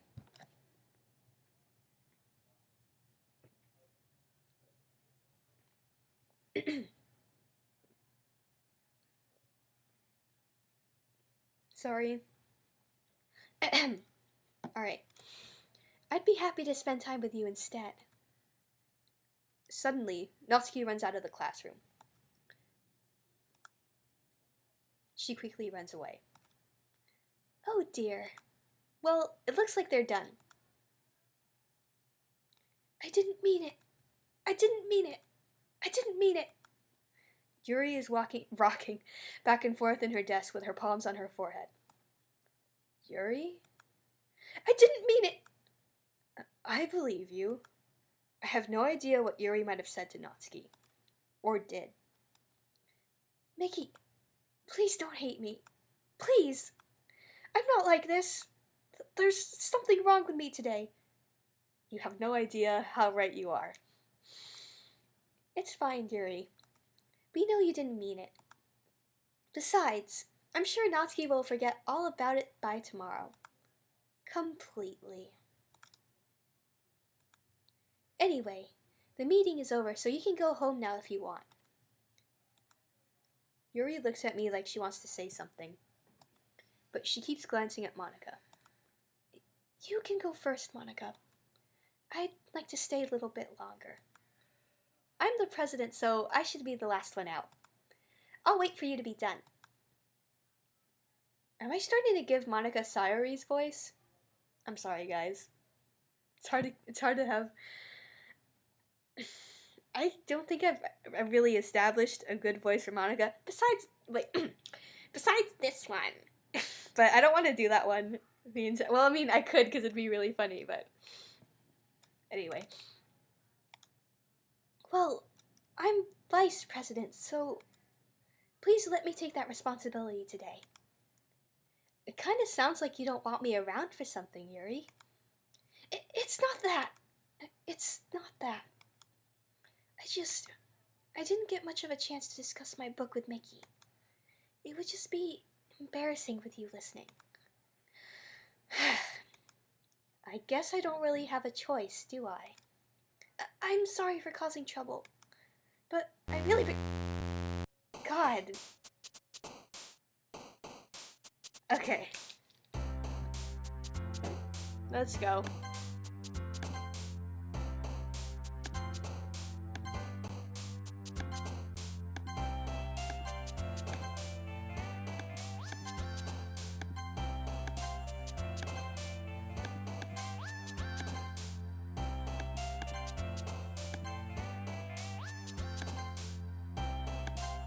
Oh, really?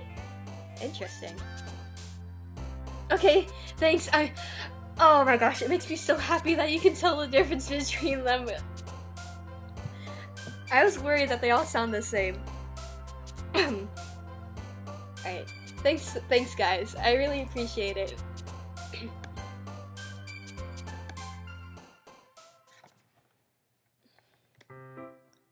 Another day passes, and it's time for the club meeting already.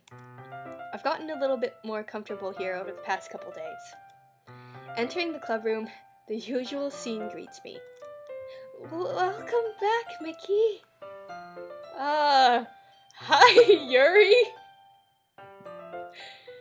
I'm not sure if it's me or if it's Yuri's expression, but the weight of yesterday's quarrel still hangs in the air a little.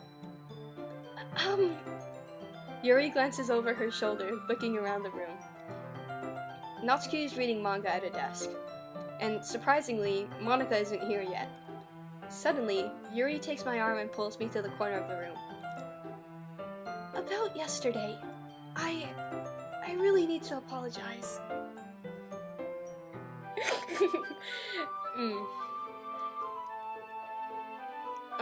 I don't know, I think, the expression was missing some weird eyes. I mean,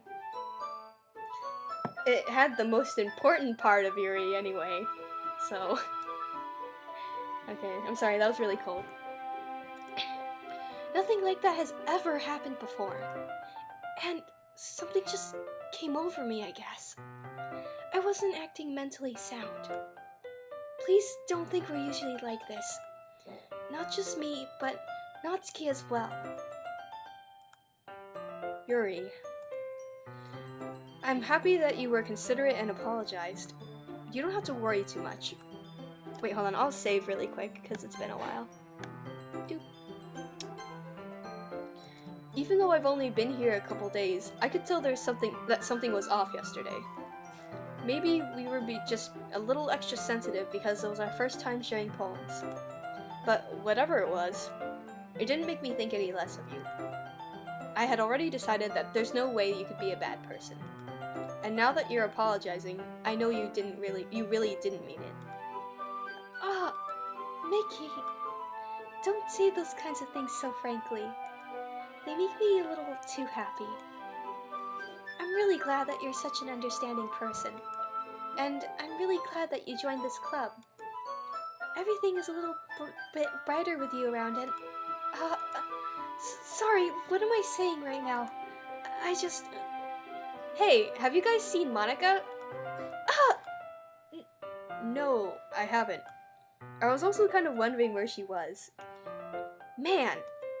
Yuri, I'm guessing you haven't either, right? Yeah. Yuri is clearly taken aback by how calmly Natsuki is addressing her. No, I haven't. Jeez, this isn't like her at all. I know it's stupid, but I can't help but worry a little bit. What? Why are you looking at me like that?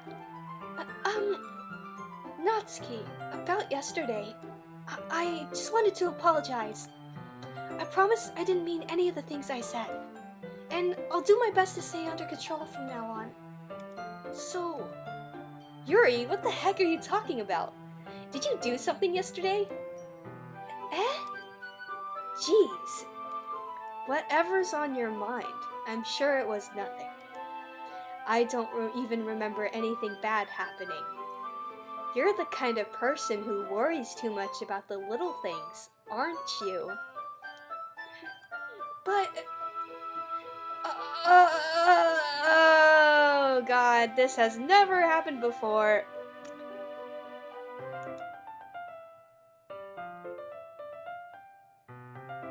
That's never happened before to me, guys.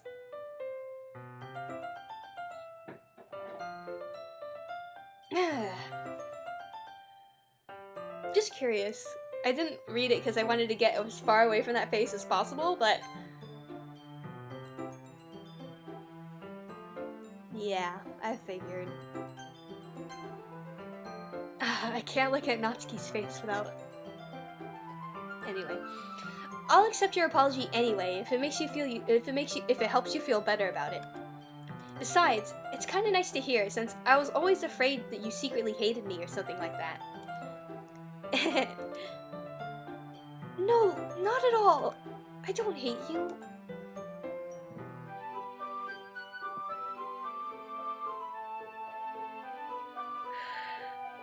Guys! I'm sorry. God.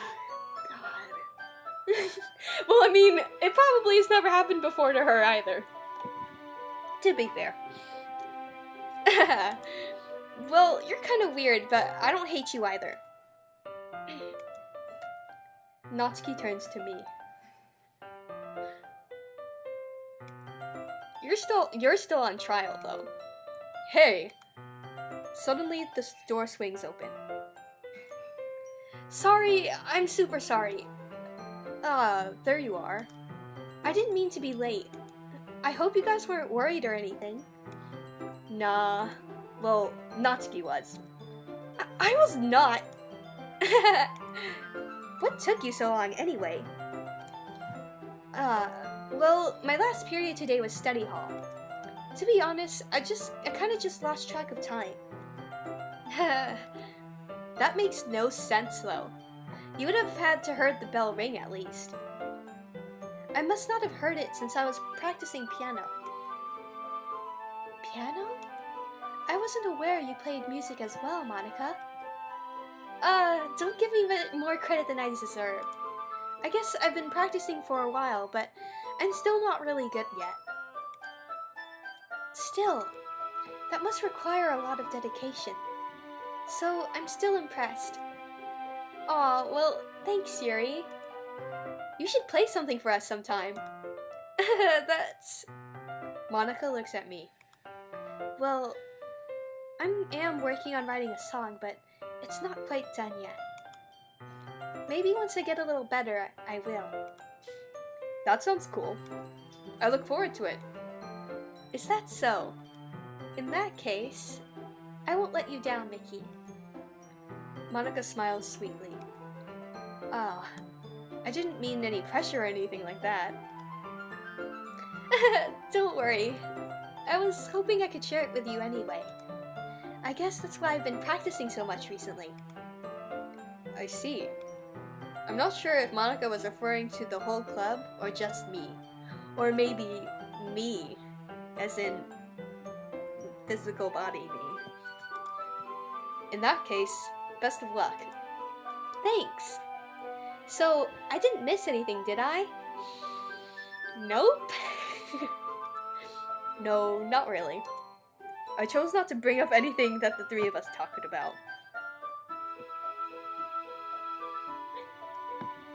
Besides, Natsuki has already run off into the closet. Mickey, since your compliments put me in a good mood, I was wondering if you'd like to spend some time together today. I mean, in the club. I suppose so. I don't think I could say no to you after you gave that book to me. Well, I guess I need to make sure Natsuki isn't waiting for me. After we finished reading yesterday, She's fine. She's reading over there, see? Don't think about her so much. She's used to being ignored. Come on, we're going over there. What's the story about anyway? Well, I look at the cover I look at the cover of the book. The book is titled Portrait of Markov. There's an ominous-looking eye symbol on the front cover. basically, it's about this religious camp that was turned into a human experiment prison. And the people trapped there have this trait that turns them into killing machines that lust for blood. But the facility gets even worse, and they start selectively breeding people by cutting off their limbs and affixing them to... Oh, that might be a little bit of a spoiler. But anyway, I'm really into it. The book, I mean. Not the thing about the limbs. That's kind of dark, isn't it?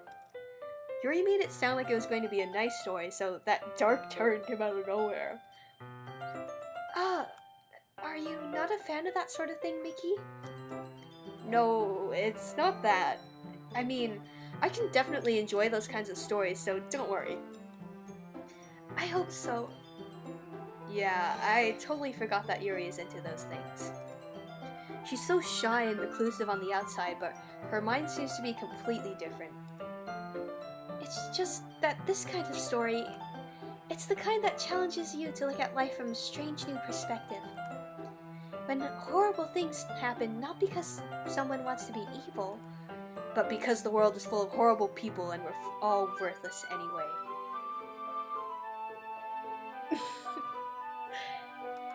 Then suddenly...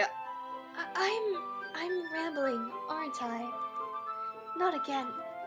I'm sorry. Hey, don't apologize. I haven't lost interest or anything. Well, I guess it's alright then. But I feel like I should let you know that I have this problem. When I let things like books and writing fill my thoughts, my whole body gets incredibly... I kind of forget to pay attention to other people. So, I'm sorry if I end up saying something strange. I forgive you. And please stop me if I start talking too much. I really don't think you need to worry. That just means you're passionate about reading.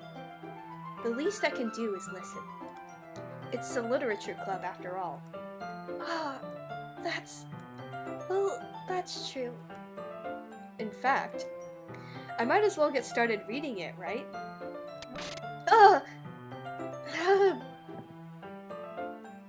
Okay. Yes. I mean, you don't have to, but... What are you saying? Let me just get the book. I quickly retrieved the book that I had put into my bag. Alright, it's fine if I sit here, right? I slip into the seat next to Yuri's. Yeah. Are you sure? You seem a little apprehensive. I'm sorry. It's not that I don't want you to. It's just something I'm not very used to. That is, reading in company with someone. I see. Well, just tell me if I end up distracting you or anything. Alright. I open up the book and start the prologue. I soon understand what Yuri means about reading in company. It's as if I can feel her presence over my shoulder as I read. It's not a particularly bad thing. Maybe a little distracting, but the feeling is somewhat comforting. Yuri is in the corner of my eye. I realize that she's not actually looking at her own book. I glance over. It looks like she's reading from my book instead. Sorry, I was just bathing in the feeling of your body heat. Yuri, you really apologize a lot, don't you? I do? I don't really mean to. Sorry. I mean... wrong math, but whatever. Here, this should work, right? I slide my desk until it's up against Yuri's, then hold my book more between the two of them. I suppose so. Yuri timidly closes her own copy. Once we each lean in a little bit, our shoulders are almost touching. It feels like my left arm is in the way, so instead I use my right hand to hold the book open. I guess that makes it a little kind of difficult to turn the page. Here. Oh, look guys, it's a CG! Yuri takes her left arm and holds the left side of the book while... holds the left side of the book between her thumb and forefinger. I do the same with my right arm on the right side of the book. That way, I turn a page and Yuri slides it under her thumb after it flips to her side. But in holding it like this, we're huddled even closer together than before. Oh, Yuri decided to take over. It's actually kind of distracting me. It's as if I can feel the warmth of Yuri's face, and she's in the corner of my vision. Well, just sit, just hold on to your butts, multiple butts. Are you ready? To turn the page. Oh, sorry, I think I got a bit distracted for a second. I glance over at Yuri's face again, and our eyes meet. I don't know how I'll be able to keep up with her. That's okay. You're not as used to reading, right? I don't mind being patient if it takes you a bit longer. It's probably the least I can do, since you've been so patient with me. Yeah, thanks. We continue reading. Yuri no longer asks me if I'm ready to turn the page. Instead, I just assume that she finishes the page before me, so I turn it by my own volition. We continue the first chapter in silence. Even so, turning each page almost feels like an intimate exchange. My thumb Why is it that every time something, like, even remotely, like, okay, air quotes, sensual happens, it involves fingers? It's really gross. I mean, I'm not here to, like, kink shame or whatever, but it's like, it's just a really weird thing for this game to fixate on. Anyway, my thumb gently letting go of the page, letting it flutter over to her side as she catches it under her own thumb. Hey, Yuri? This might be a silly thought, but the main character kind of reminds me of you a little bit. No, I don't relate to this character at all. Definitely not. Really? I was just thinking the way she second guesses things she says and all that. That's what you were talking about. Sorry, I thought you meant something else about her. Something else? Yeah. Never mind. We didn't even get that far yet. So, I don't know why that came into my head. Yuri, are you feeling alright? Yuri's been a little fidgety ever since we started reading. You can rest if you're feeling sick or something. Your breathing is a little... My breathing? Yuri puts her hands on her chest as if to feel her heartbeat. I didn't even notice. Anyway, I'm fine. I just need some water. Alright, don't push yourself. Yuri stands up and practically rushes out of the classroom. What on earth was that about? Mickey? Did something happen just now? Eh? I have no idea. Yuri was acting a little strange, I guess. So you don't know anything? Sorry, can't say that I do. Are you worried about her? Oh, no, not really. I was just making sure that you didn't do anything to her. No, nothing. Don't worry, I believe you, silly. Yuri just does this sometimes, so it's nothing alarming. Alright, if you say so. That was a weird inflection, but anyway. Anyway, why don't we start with sharing our poems with each other? Eh? Shouldn't we wait for Yuri? Well, she might be a while, so I just figured we'd get started without her. Is that okay? Yeah, I was just asking. I stand up. I make a mental note of where I left off in the book, then slip it back into my bag. Natsuki. Well, it's not terrible. But really? But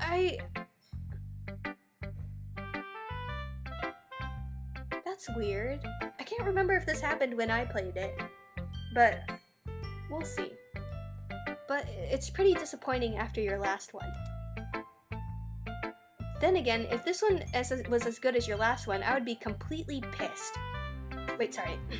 wrong voice. Then again, if this one is as good as your last one, I would be completely pissed. Well, I guess I wanted to try something a little different this time. Fair enough. You're still new to this, so I wouldn't expect you to find your style right away. I mean, everyone in the club writes really differently from each other. Maybe you'll find a little influence from all of us. For instance, I noticed that you were spending some time with Yuri today.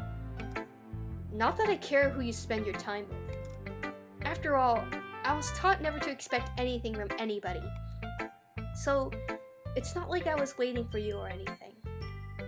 Still, you should at least look over my poem. You'll probably be able to learn something from it.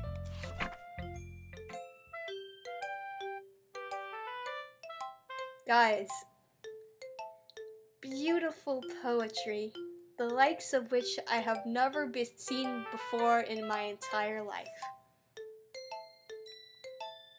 It's that good shit. Okay. Mickey, why didn't you come to read with me today? I was waiting for you. I was waiting for a long time. I'm pretty sure that's not a code. But, I'll send you a screenshot of that later. It was the only thing I had to look forward to today. Why did you ruin it? Do you like Yuri more? I think you're better off not associating with her. Are you listening to me? Yuri is a sick freak. That should be obvious by now. So just play with me instead. Okay? You don't hate me, Mickey, do you? Do you hate me? Do you want to make me go home crying? The club is the only place I feel safe. Don't ruin that for me. Don't ruin it, please. Just stop talking to Yuri. Play with me instead. It's all I have. Play with me. Play with me. God fucking. By the way, the first time I saw that scene, I was by myself in the dark.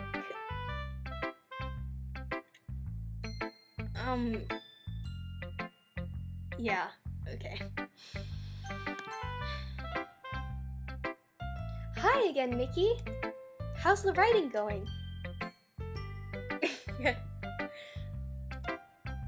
Alright, I guess. I'll take that. As long as it's not going bad. I'm happy that you're applying yourself. Maybe soon you'll come up with a masterpiece. I wouldn't count on that. You never know. Want to share what you wrote for today? Sure, here you go. I give my poem to Monika.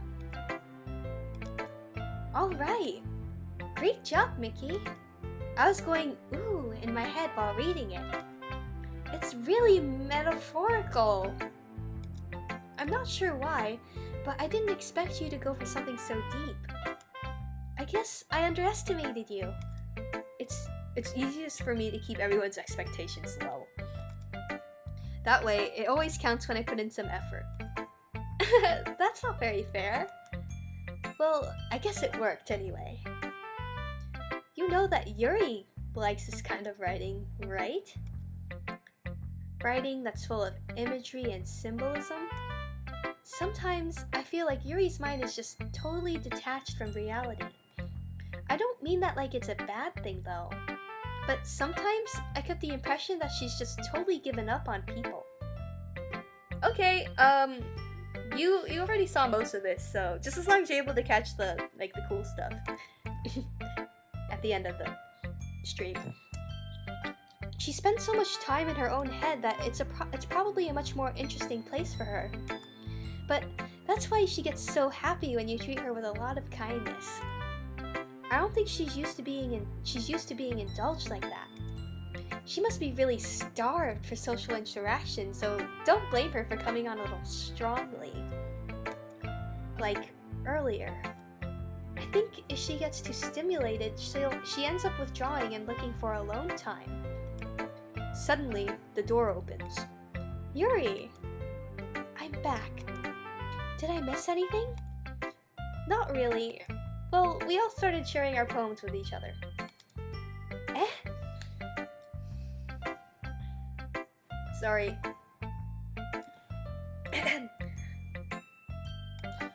Already? I'm sorry for being late. No need to apologize. We still have plenty of time, so I'm more glad that you took all the time you needed. Alright. Thanks, Monika. Okay, yeah, sure. I probably won't message you until we get to, when Monika destroys the world. That was a terrible pronunciation, but anyway. So, I'll be sure to let you know. If you're still around then, can you remind me just to make, extra sure? Because I'm pretty sure, it's gonna take about, another hour or two, even, before we get there. So, I suppose I should go get my poem now. But anyway, you want to read my poem now? I like the way this one turned out, so I hope you do too. I believe, just the part when Monika is just Monika. Just Monika. So, basically, the very, very, very end. Okay. Save me. The colors, they won't. Bright, beautiful, flash, expand, piercing. Red, green, blue. And endless cacophony of meaningless noise. The noise, it won't stop. Violent, grating waves, screeching, piercing. Sine, cosine, tangent. Like playing a chalkboard on the table. Like playing a knife on a breathing rib cage. Endless of means. Delete her.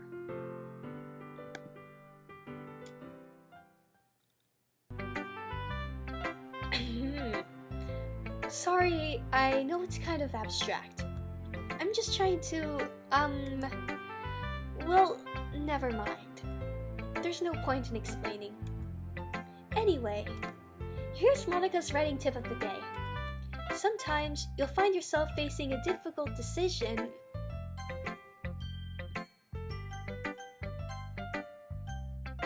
It's all Monika. Okay, anyway. When that happens, don't forget to save your game. You never know when, who am I talking to? Can you hear me? Tell me you can hear me. Anything. Please help me. That's my advice for today. Thanks for listening. Who should I show my poem to next? I've been waiting for this. Let's see what you've written for today. Yuri smiles and takes a deep breath. I like just holding it. The poem turned out good. Well, there are some things you could work on, but that doesn't really matter.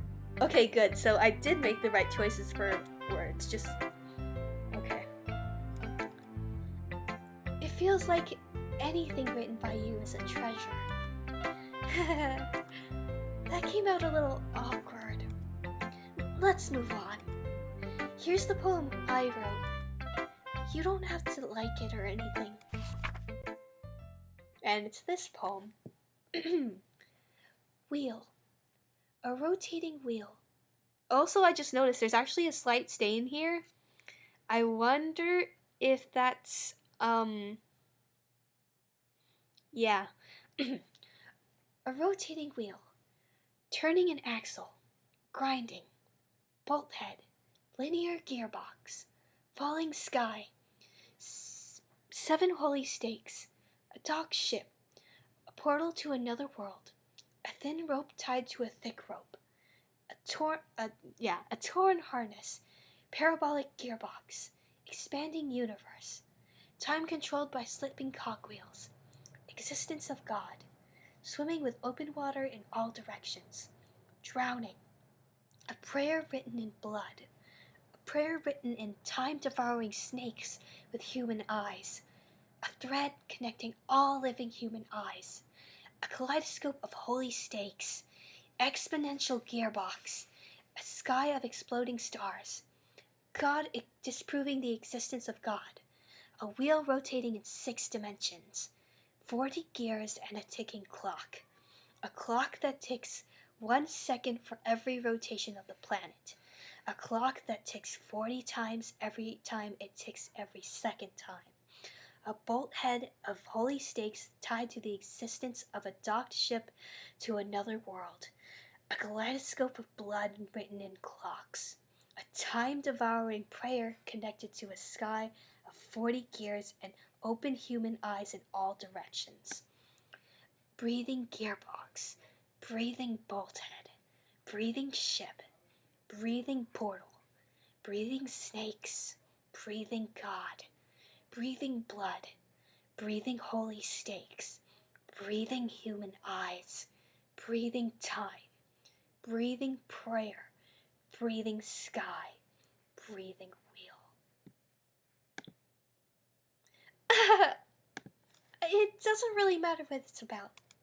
My mind has been a little hyperactive lately, so I had to take it out on your pen. That is, a pen fell out of your backpack yesterday, so I took it home for safekeeping, and I just really like the way that it writes. So I wrote this poem with it, and now you're touching it. I'm okay. What did I just... Can we pretend this conversation never happened? You can keep the poem, though. Yes. I wonder if it's going to be different this time or the same.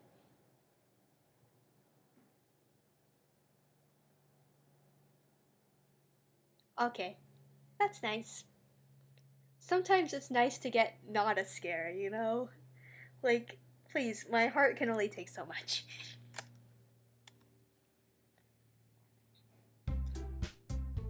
Oh, fuck! Oh, no, this has never happened. That's Sayori! How dare you taunt me in this way? This fucking game. Okay, hold on.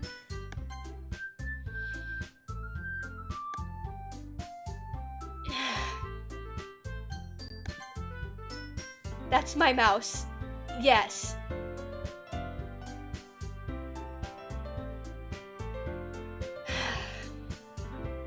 She lives on. Anyway, okay everyone. We're all done reading each other's poems, right? Oh my god, how long is it gonna take for my mouse to go back to normal? We have oh, okay, there it is. We have something that we need to go over today, so if everyone could come sit at the front of the room. Is this about the festival? Well, sort of. Do we really need to do something for the festival? It's not like we can put together anything good in just a few days. We'll just end up embarrassing ourselves instead of getting any new members. That's a concern of mine as well. I don't really do well with last-minute preparations. Don't worry so much. We're going to keep it simple, okay? Look, I know everyone's been a little more lively since Mickey joined and we've started with some club activities. But this isn't the time for us to become complacent. We still only have 4 members. And the festivals are our only real chance to find more, you know? What's so great about getting new members anyway? We already have enough to be considered an official club. More members will just mean everything will get More members will just mean everything gets noisier and more difficult to manage. Natsuki, I don't think you're looking at it the right way at all. Don't you want to share your passion with as many people as you can? To inspire them to find the same feelings that brought you here in the first place? The literature club should be a place where people can express themselves like they can't do anywhere else. It should be a place so intimate that you never want to leave. I know you feel that way too. I know we all do. So that's why we should work hard and put something together for the festival, even if it's something small. Right, Mickey? Oh, come on. You can't take advantage of Mickey to agree with you just because he doesn't know how to say no to anything. Look, Monika, do you really think any of us here joined the club with other people in mind? Yuri never even talked until Mickey joined. As for me, I just like it better here than I do at home. And Mickey isn't even passionate about literature in the first place. And that's everyone. Sorry, but you're really the only one who's so interested in finding new members. The rest of us are fine like this. I know you're president and all, but you should really consider our opinions for once. Monika is clearly taken aback by Natsuki's words. That's not true at all. I'm sure Yuri and Mickey want to get more members too, right? I don't know about Yuri, but I'm kind of indifferent. If I showed as much enthusiasm as Monika wanted, then I would probably be lying. Still, if it's up to me to rescue this situation. No. Natsuki's right, isn't she? This club? It's nothing more than a place for a few people to hang out. Why did I think that everyone here saw it the same way as I did? But that doesn't mean we're against getting new members or anything. Mickey, why did you even join this club? What were you hoping to get out of it? Well, that's not something I can be honest about, is it? In fact, if I remember, you weren't even given a choice not to join. Monika sits down and stares at her desk. What's the point of all this anyway? What if starting this club was a mistake? Now you've done it, Natsuki. What, me? I just spoke my mind. Is it a crime to be honest? It's not about being honest. It's about word choice. Besides, you have no right to speak for everyone else in the club like that. You don't understand at all. I just wanted a place that feels nice to hang out with a few friends. Is there a problem with the club being that for me? There aren't many other places like that for me. And now Monika wants to take it away from me. She's not taking anything away. No, Mickey. It's not the same. It won't be the same with the direction she wants to take it. If I wanted that, then I could have just joined any other stupid club. But this one, I mean, at least for a little bit of time, things were nice. Natsuki starts packing up her things. I'm going home. I feel like I don't belong here right now. Natsuki. Natsuki ignores Yuri and walks right out of the classroom. This is bad. I don't know what to do. Well, do you have an opinion on the festival? I don't know. I'm kind of indifferent, I guess. Oh god. Who cares about that obnoxious brat? I mean, I like how nice and quiet the club is right now. It's amazing how they still manage to get me even though I know they're coming.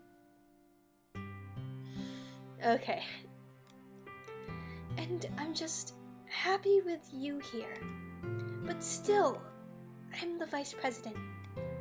It's not right for me to ignore my responsibilities like that. Nobody would cry if she killed herself. I should do my best to consider everyone's perspective and make the decision that's right for the club. But what about you, Mickey? What do you want to get out of this club? Yuri repeats the same question as Monika. I decide giving an indirect answer is better than nothing. I think the most important thing is for everyone to get along, and for the club to provide something that you can't get anywhere else. I don't think it's about how many members, but rather the quality of each member. That's what will end up making the literature club a special place. I see. I really agree with you. Each member contributes their own qualities in a special way.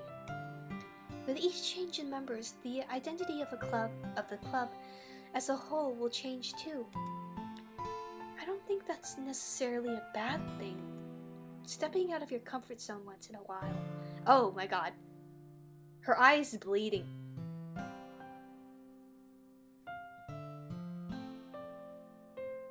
Okay. So, if you would like to help Monika with the festival, then I'm on your side as well. Alright. Did that happen last time? Because I don't think it did. In my first playthrough it did, and then I don't think in the time that we did it together it happened, so. Okay. Alright. Well, maybe we can all talk to Natsuki tomorrow. Yuri nods. Hey, Yuri? I know things were a little awkward yesterday, but I feel like you deserve to know that I still think you're a wonderful vice president. And also a wonderful friend. You are such a two-faced... Anyway. Monika, I want to do everything I can to make this the best club ever. Okay? Me too. Yeah. Let's all go home for today. We'll talk about the festival tomorrow. Okay. I look forward to it. Shall we go, Mickey? Please don't take this the wrong way, but I'm going to chat a little bit with Mickey before we leave. Just to see what he thinks of his time here and all that. It's important to me as president. Yuri looks a little troubled, but she doesn't protest. Okay. Sorry, wrong voice. I trust your judgment, Monika. In that case, I'll see the two of you tomorrow. See you tomorrow! Monika waves as Yuri exits the classroom. Whew. Things have been a bit hectic lately, haven't they? Miki, I just wanted to make sure you're enjoying your time at this club. I'm having a whole ton of fun. I would really hate to see you unhappy. I feel kind of like I'm responsible for that as president. And God, the way the music just shut off like that. I really do care about you, you know? I don't like seeing the other girls give you a hard time. With how mean Natsuki is and everything. And Yuri being a bit, you know. And sometimes it feels like you and I are the only real people here. You know what I mean? But it's weird, 'cause in all the time you've been here, we've hardly gotten to spend any time together. I mean, I guess it's technically only been a couple days. Sorry, I didn't mean to say something weird. There are just some things I've been hoping to talk about with you. Things I know only you could understand. So that's why... Wait, not yet, wait! Ooh, wow, I was using the wrong voice the entire time. Pretend I used the right voice. Well, whatever. Natsuki.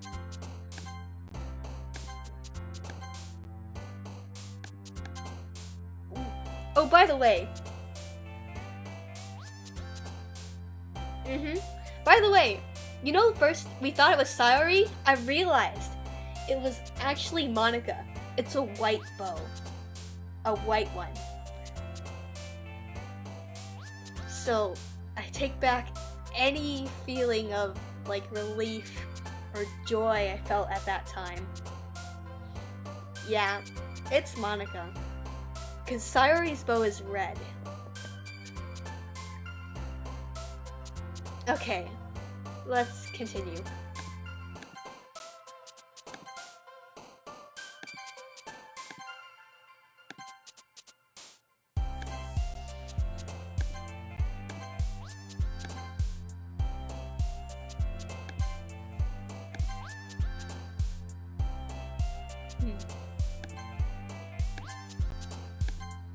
No. No.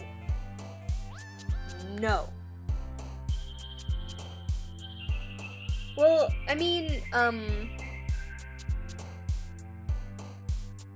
don't even know. I think it's just like a random thing. Like, if, like, you have a certain, like, random chance of getting, like, Monika to jump.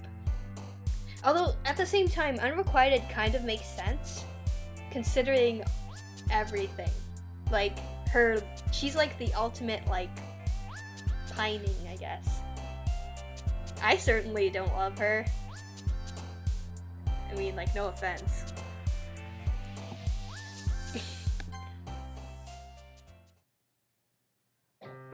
Hi, Miki! I've been waiting for you. Are you ready to continue reading? I brought my best tea today. Monika! I told you not to... Ugh! Is she really late again? Inconsiderate as usual, Natsuki. Excuse me? I know that there's actually certain words that you can choose that will actually impress Monika, but you have to, like, actually have a guide out for it. Like, they're all very specific. I've never actually done it, but maybe we can try if you want. Like, not in this playthrough, because this one's already fucked. We could do, like, some miscellaneous, like, there's still one more thing after the true end that I want to show you. Where, like, if you delete Monika too early, something special happens then, too. Must you always interrupt my conversations with your incessant yelling? What are you talking about? You say that like I do it on a regular basis or something. I just wasn't paying attention, okay? I'm sorry. Seriously, what's gotten into you lately? Look, I did some thinking about yesterday. I was a little more hostile than I meant to be. I wonder what would happen if I deleted her right now, but at the same time I don't want to mess with anything. I guess I really felt threatened or something.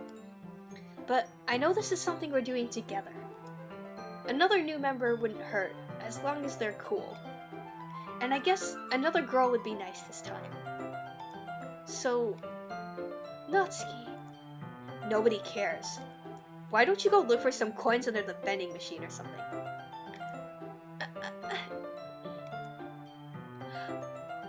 Oh my god. Oh my fucking god. I forgot that happened. Jesus. Oh man. I'm the last one here again. Were you practicing piano again? Yeah. You must have a lot of determination. Starting this club and still trying to make time for piano. Well, maybe not determination, but I guess passion. It motivates me to work hard for the festival too. Anyway, Mickey, what do you want to do today? I was thinking we already have plans for today. Ah, is that so, Yuri? That's correct. Mickey is already engaged in a novel that we're reading together. Aren't you glad I've already gotten him into literature, Monika? I suppose. I was just... Actually, it doesn't matter. It really doesn't. You guys can go do whatever you want. Yes! Thank you for understanding, Monika. Wait, hold on, did I skip anything? Nope. Okay.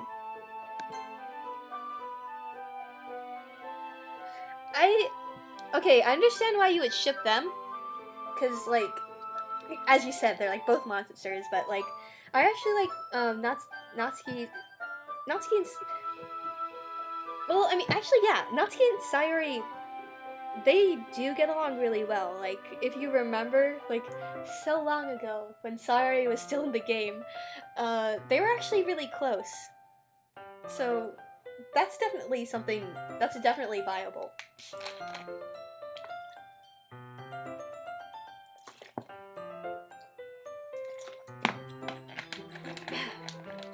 I don't know, I think that Yuri's only really like this because Monika.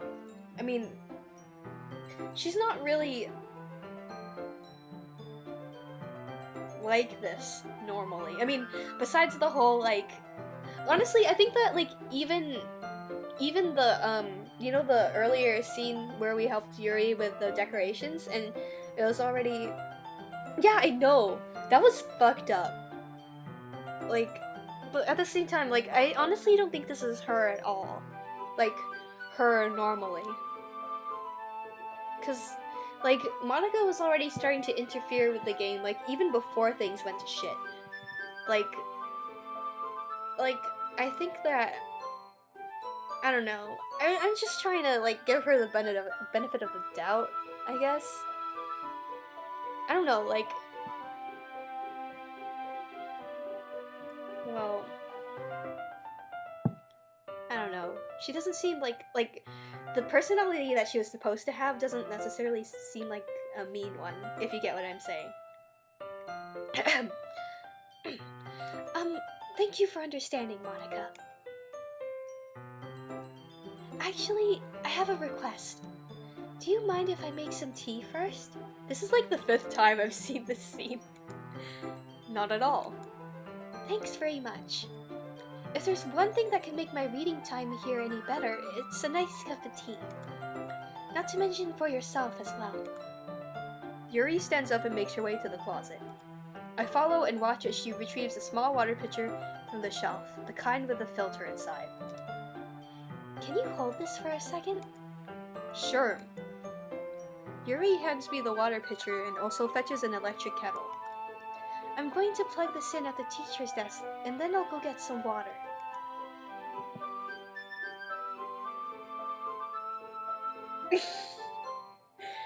Sayori was the real mastermind the entire time! I mean, she is like, the whole, catalyst for this. So, you might be onto something there. She walks past me and sets the kettle down on the teacher's desk. I simply watch her movements. To my surprise, the way she moves really contrasts her speaking mannerisms. Especially because of her long legs, Yuri appears elegant and methodical. Okay, may I have the water pitcher? Thanks, I'll be right back. I might as well walk with you. That's okay. You stay here. It won't take long. Pitcher in hand, Yuri hurries out of the classroom. Did Yuri leave you again? No, it's not like that this time. She's just filling up the water pitcher to make tea. You know who likes spiders?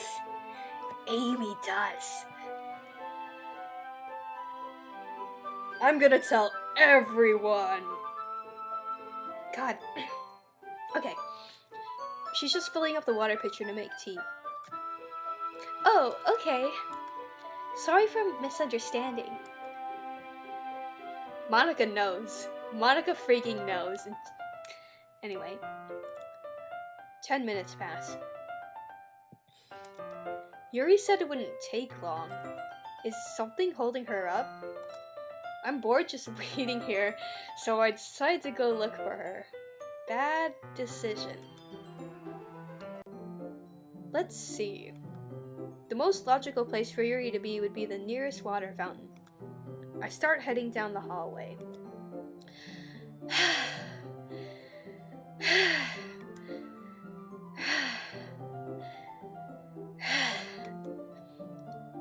What's that noise? It's coming from around the corner. It sounds like breathing. Wow, breathing that deeply is making me a little lightheaded. Too much oxygen. A sharp inhale, like someone is sucking the air through their teeth. Are they in pain? I reach the corner and peer around it. Yuri? Yeah!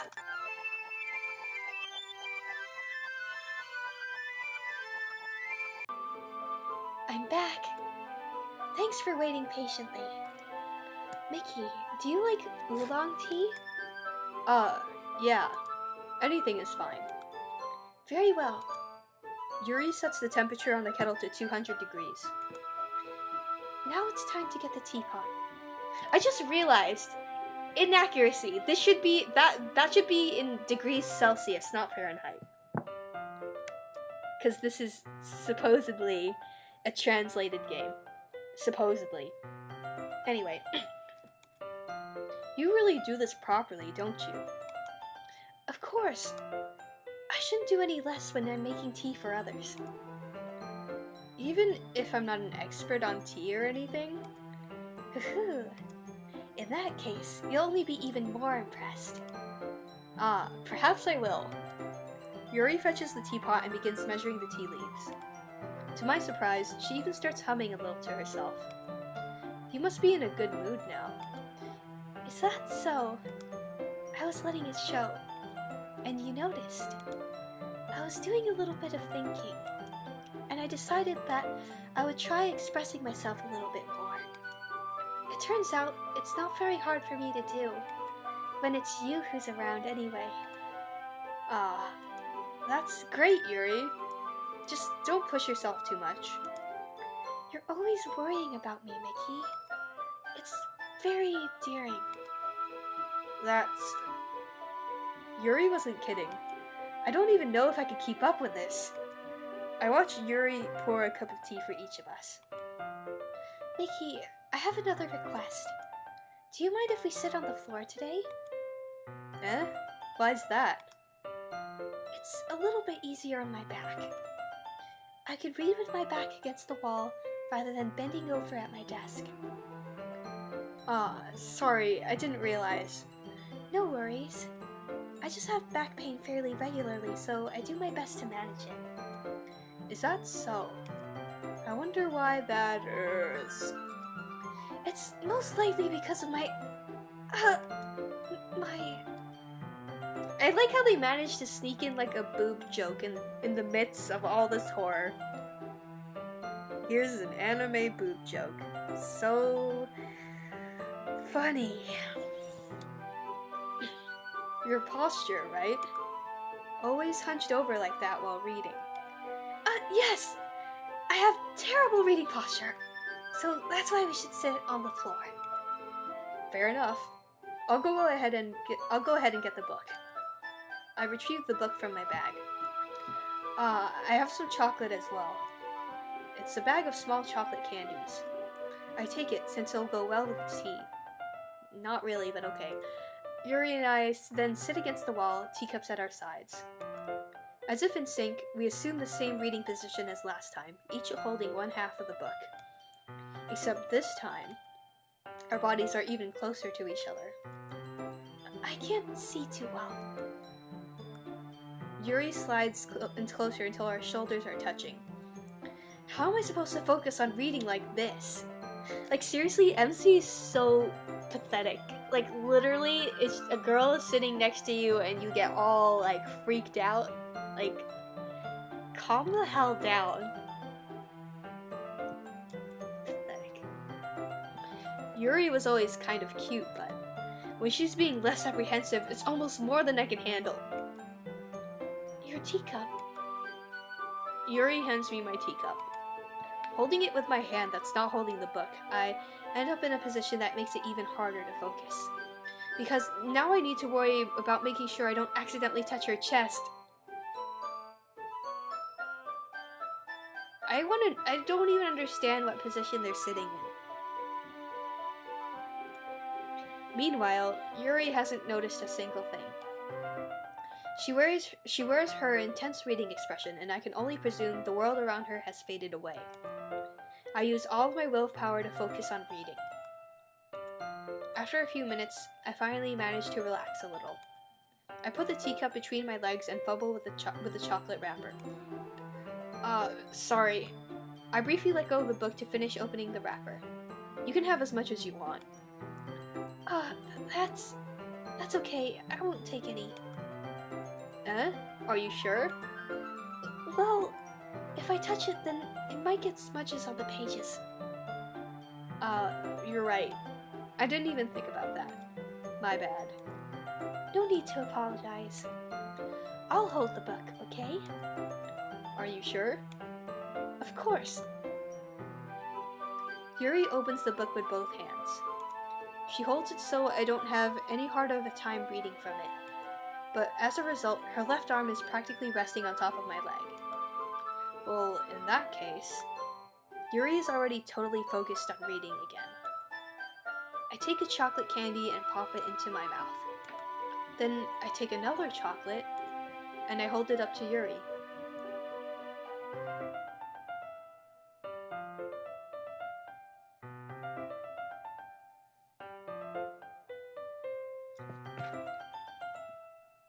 I'm sorry, I'm taking a moment to process all this.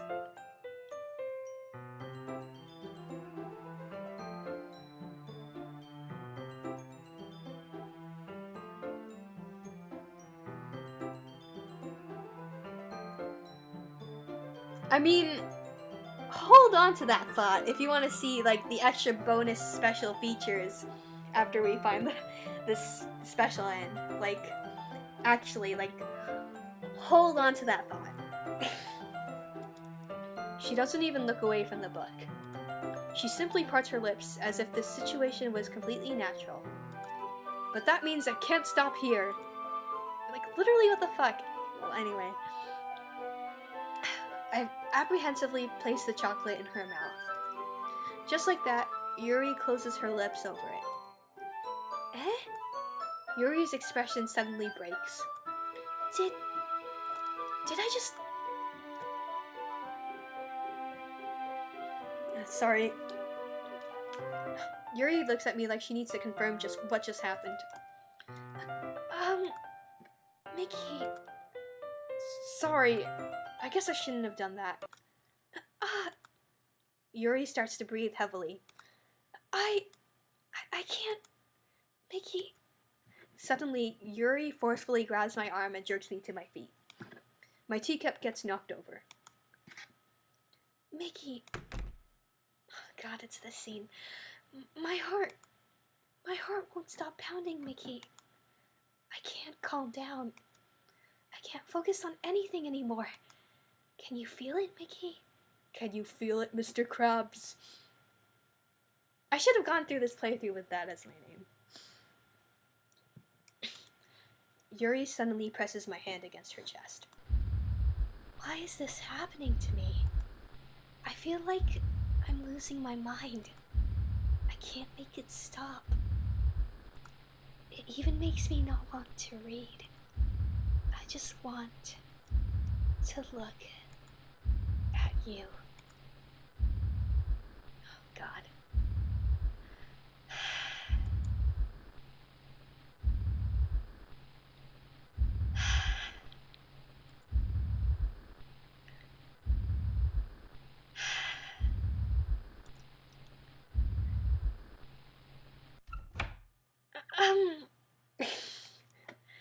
It's time to share poems.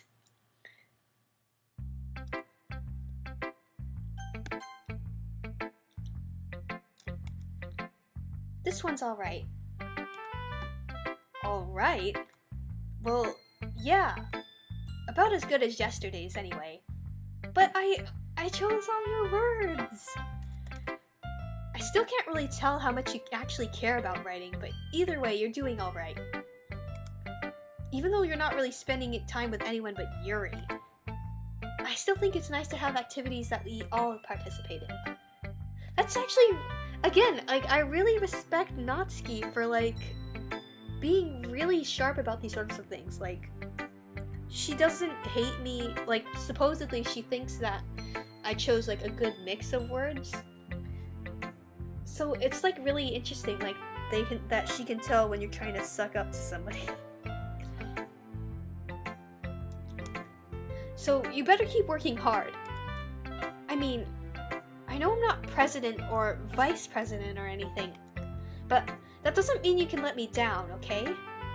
So at least read mine too for now. But just to be clear, this poem means a lot to me. So read it carefully, okay? I know!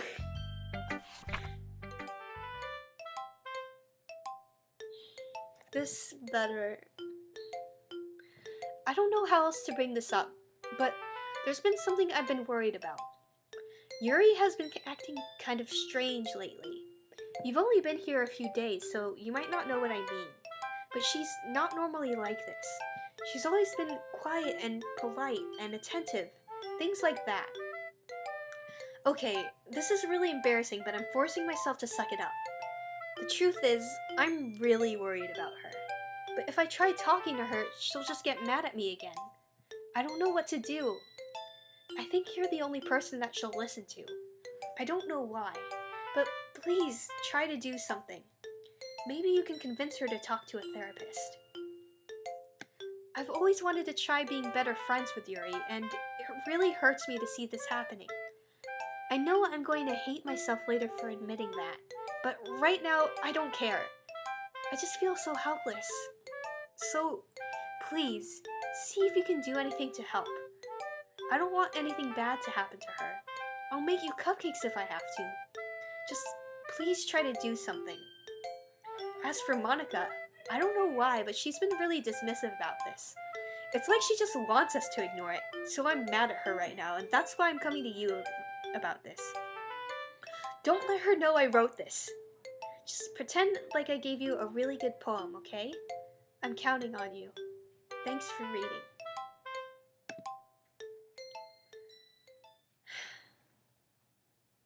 I changed my mind.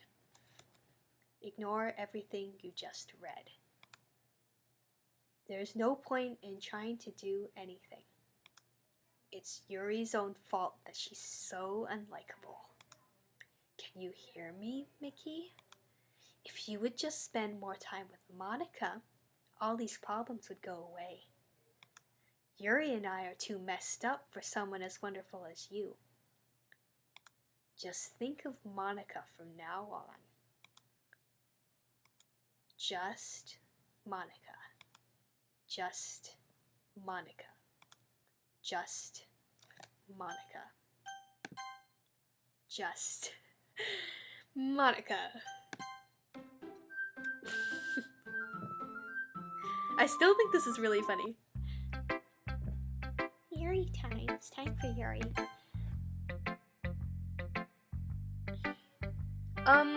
Not quite yet. Let's wait until after Yuri is gone.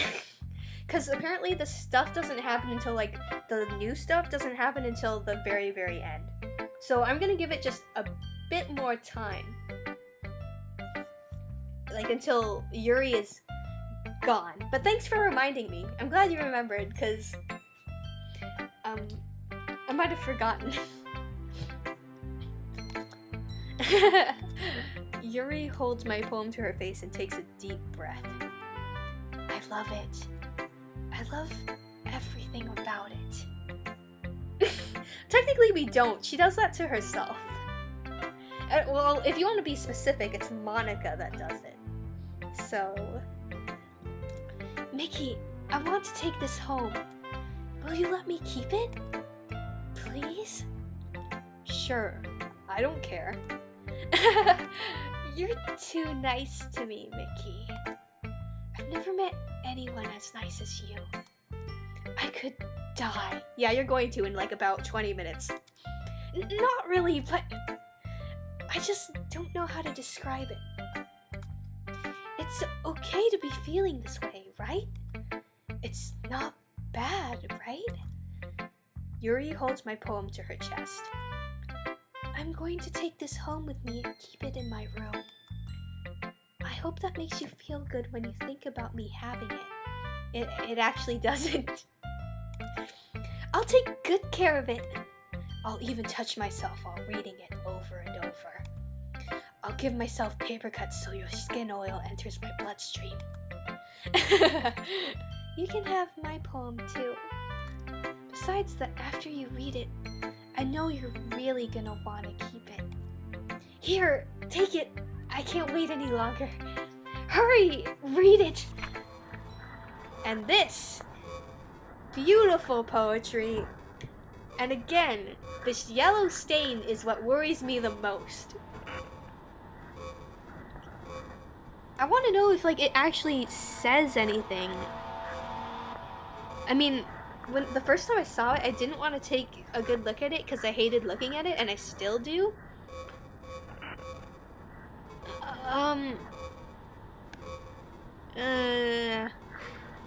It looks like they might be words, but it's extremely hard to make out.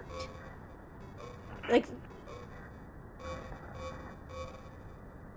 yeah. Okay. Please back off, please back off. Oh, sorry, I skipped a line, but that's okay. I wrote it for you. In case you couldn't tell, the poem is about... More importantly, I've endowed it with my scent. See? Aren't I the most thoughtful person in the club? I think I'm going to vomit.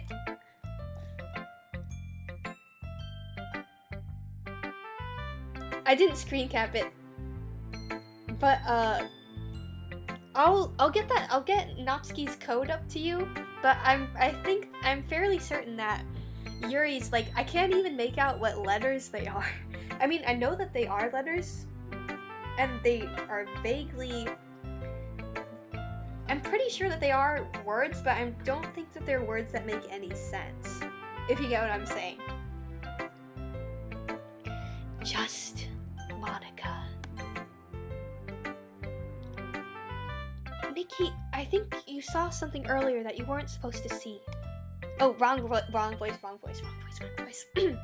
didn't want to have to tell you this, but I don't think I have a choice. It's getting kind of dangerous for you to spend so much time with Yuri. I don't even want to spend time with Yuri, okay? I don't know why, but she seems pretty excitable when she's around you. But shouldn't be a problem in itself. I'm gonna say really quick. just Monika. But when Yuri gets too excited, she finds a place to hide and starts cutting herself with a pocket knife. Isn't that kind of messed up? She even brings a different one to school every day, like she has a collection or something. I mean, it's definitely not because she's depressed or anything like that. I think she just gets some kind of high from it. It might even be like a sexual thing. But the point is, you've kind of been enabling her. I'm not saying it's your fault though, but I guess that's why I had to explain it all to you. So I think if you keep your distance, that it would probably be best for her. While you're at it, don't be shy to spend a little more time with me. To put it lightly, I at least have it together in the head, and I know how to treat my club members. Actually, Monika, you fucking don't. Shut up. You shut your mouth. Anyway, I guess we won't have to worry about your poem. Yuri should have at least had the courtesy of letting you finish sharing it before taking it. Well, whatever. If it makes her happy, I won't stop her. As for mine, I worked really, really hard on this poem, so I hope that it's, effective. Here goes. Jeez, that really startled me. Well, I guess I kind of messed up at, writing this poem. I was just trying to... Never mind. Let's just move on.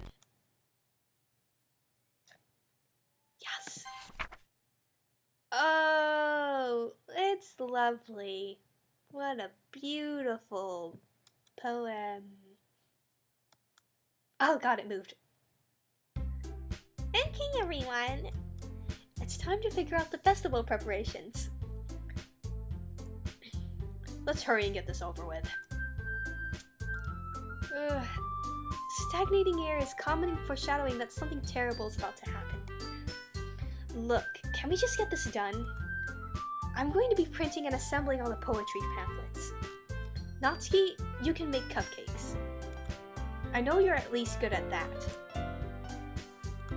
Yuri, you can... Well, it doesn't matter. Do whatever you want, as long as you think it'll help. Monika, I'm not useless, you know.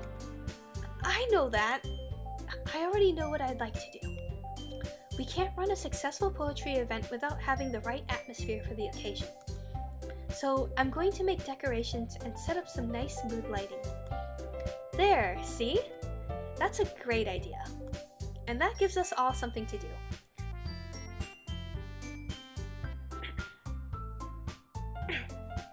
Sorry. Eh? What about Mickey? Mickey is going to help me. Wait, you? You have the easiest job, Monika. Sorry, but that's just how it is. Like hell it is! What are you trying to pull? I agree with Natsuki. Not only is your work already the most suitable for one person, but my task is laborious enough to benefit from an extra pair of hands. Mine too. What, your cupcakes? Please. Like you would fucking know. All you care about now is dragging Mickey around with you and your stupid books. You and Monika. Hey, I didn't even do anything. Okay, then why not let Mickey decide who to help instead of abusing your power? I'm not abusing my power. Yes, you are, Monika. Just let Mickey make the choice, okay? Okay, fine. Fine. Jeez. Mickey, I know how fed up you are with these two by now. We can just... Natsuki, shut your fucking mouth and let him decide for himself. You shut your mouth! Jesus Christ. This is never gonna end. Just make the choice, okay? Alright, let's see if we can get Natsuki this time. Nope. No. No. No. Aw, I got your. Well, that's okay. Just anything but Monika. Fine. Yeah, you picked me. We can meet in your house as I can. I promise it'll be fun. Is Sunday okay with you? Are you fucking kidding me? This isn't fair at all. It is fair, Natsuki. It's what he chose. No, it's... no, it's not fair. Giving us all this work and then taking Mickey for yourself? What a shameful thing to do. Yuri, I didn't even give you any work. You decided it for yourself. You're being a little unreasonable here. I'm being unreasonable? Monika, I can't believe how delusional and self-important you are. Pulling Mickey away from me every single time you're not included in something? Are you jealous? Crazy? Or maybe you just hate yourself so much that you take it out on others. Here's a suggestion. Have you considered killing yourself? It would be beneficial to your mental health. Yuri, you're scaring me a little. Natsuki, let's just go. I don't think she wants us around right now. See? That wasn't very hard. All I want is to spend a little time with him. Is that so much to ask? Yuri follows Monika and Natsuki to the door. Hey, Mickey. Yuri really is something, isn't she? Monika giggles as Yuri pushes her out of the door. Finally, we're back at this scene again. My favorite scene. Finally! This is really all I wanted. Mickey, there's no need to spend the weekend with Monika. Spend it with me instead. Don't listen to her. Just come to my house instead. The whole day with just the two of us? Doesn't that sound wonderful? Wow, there really is something wrong with me, isn't there? But you know what? I don't care anymore. I've never felt this good my whole life. Just being with you is a far greater pleasure than anything I could imagine. I'm addicted to you. It feels like I'm going to die if I'm not breathing the same air as you. Doesn't it feel nice to have someone care about you so much? To have someone who wants to revolve their entire life around you? Actually, no, it doesn't. But if it feels so good, then why does it feel more and more like something horrible is going to happen? Maybe that's why I tried stopping myself at first. But the feeling is too strong now. I don't care anymore, Mickey. I have to tell you, I'm madly in love with you.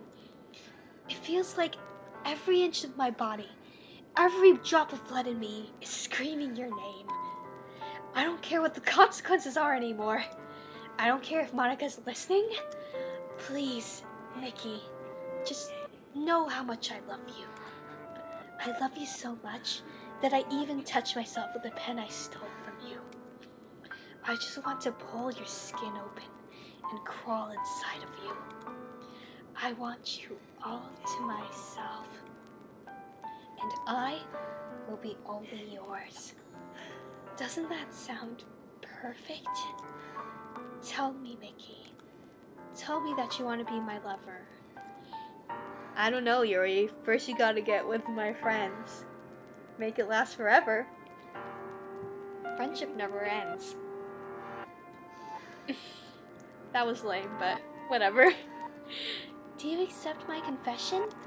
No!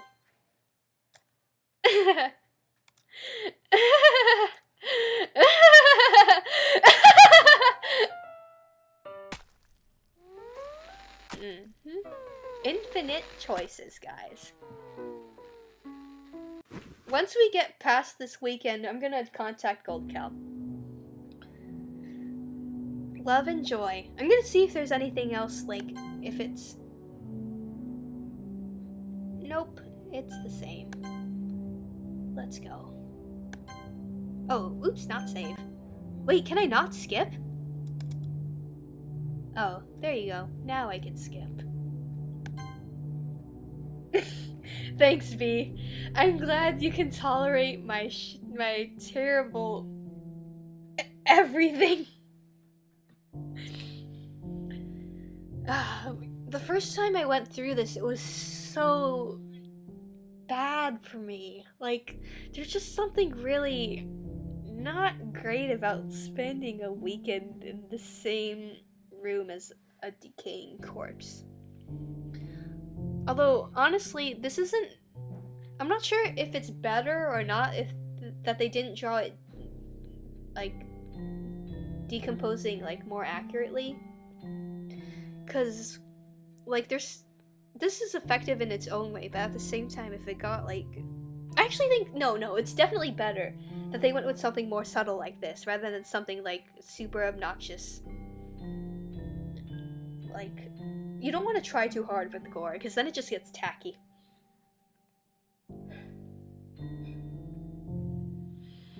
Also, the fact that her blood goes black is... Alright, it's festival time! Oh, I can't escape. Hold on. Let me just... I'm gonna go...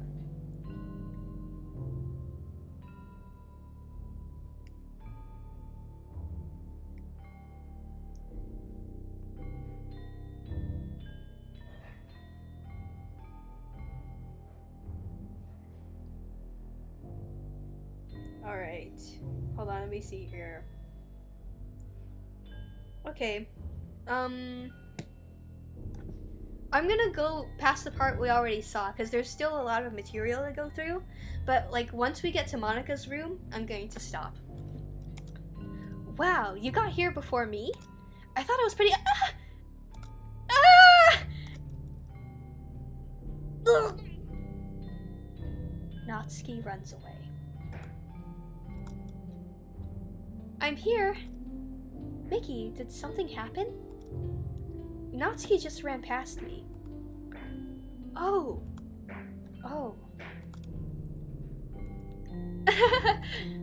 Well, that's a shame. Wait, you were here the entire weekend, Mickey? Oh, jeez. Wrong voice. I didn't realize the script was broken that badly. I'm super sorry. It must have been pretty boring. I'll make it up to you, okay? Just give me a sec.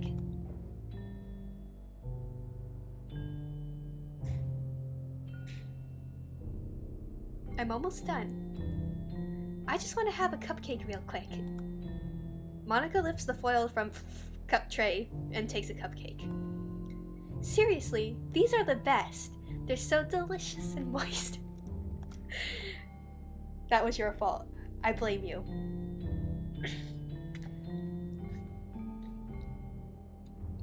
I really just had to have one since it's the last time I'll ever get the chance to.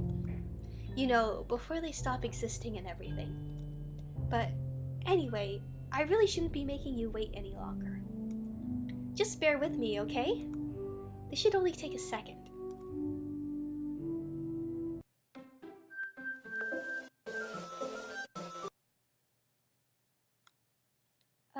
Can you hear me? Is it working? Yay, there you are. I'm gonna get through a little bit of Monika's dialogue. I think we'll stop, because after the poem. Hi again, Mickey. Welcome to the Literature Club. Of course, we already know each other, because we were in the same class last year, and, you know, I guess we can just skip over that stuff at this point. After all, I'm not even talking to that person anymore, am I? That you in the game, whatever you want to call him. I'm talking to you, Mickey. Now that I think about it, I don't really know anything about the real you. In fact, I don't even know if you're a boy or a girl. Well, I guess that doesn't really matter. Hold on, I'm gonna pull up my guide really quick, just to make sure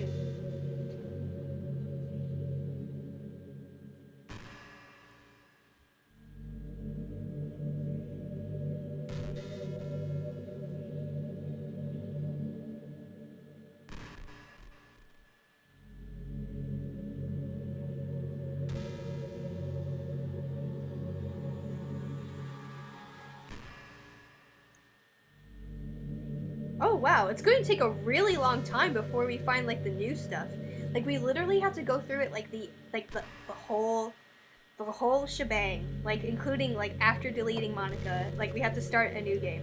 Like not a new game, but you know, the one with Sayori in it. I think it's an after the credits thing. Possibly. But also, I'm still gonna wait here for Gold Cow because, I was thinking about sticking around for Monika's...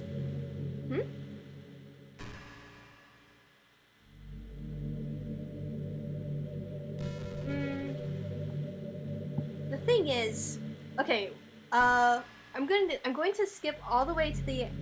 Well, I'm going to, go through all of her dialogue, but this time, I actually want to wait for Gold Cow to show up because this time I'm going to stick around and listen to what Monika has to say. Because this, like, the first time I was, like, really eager to delete her.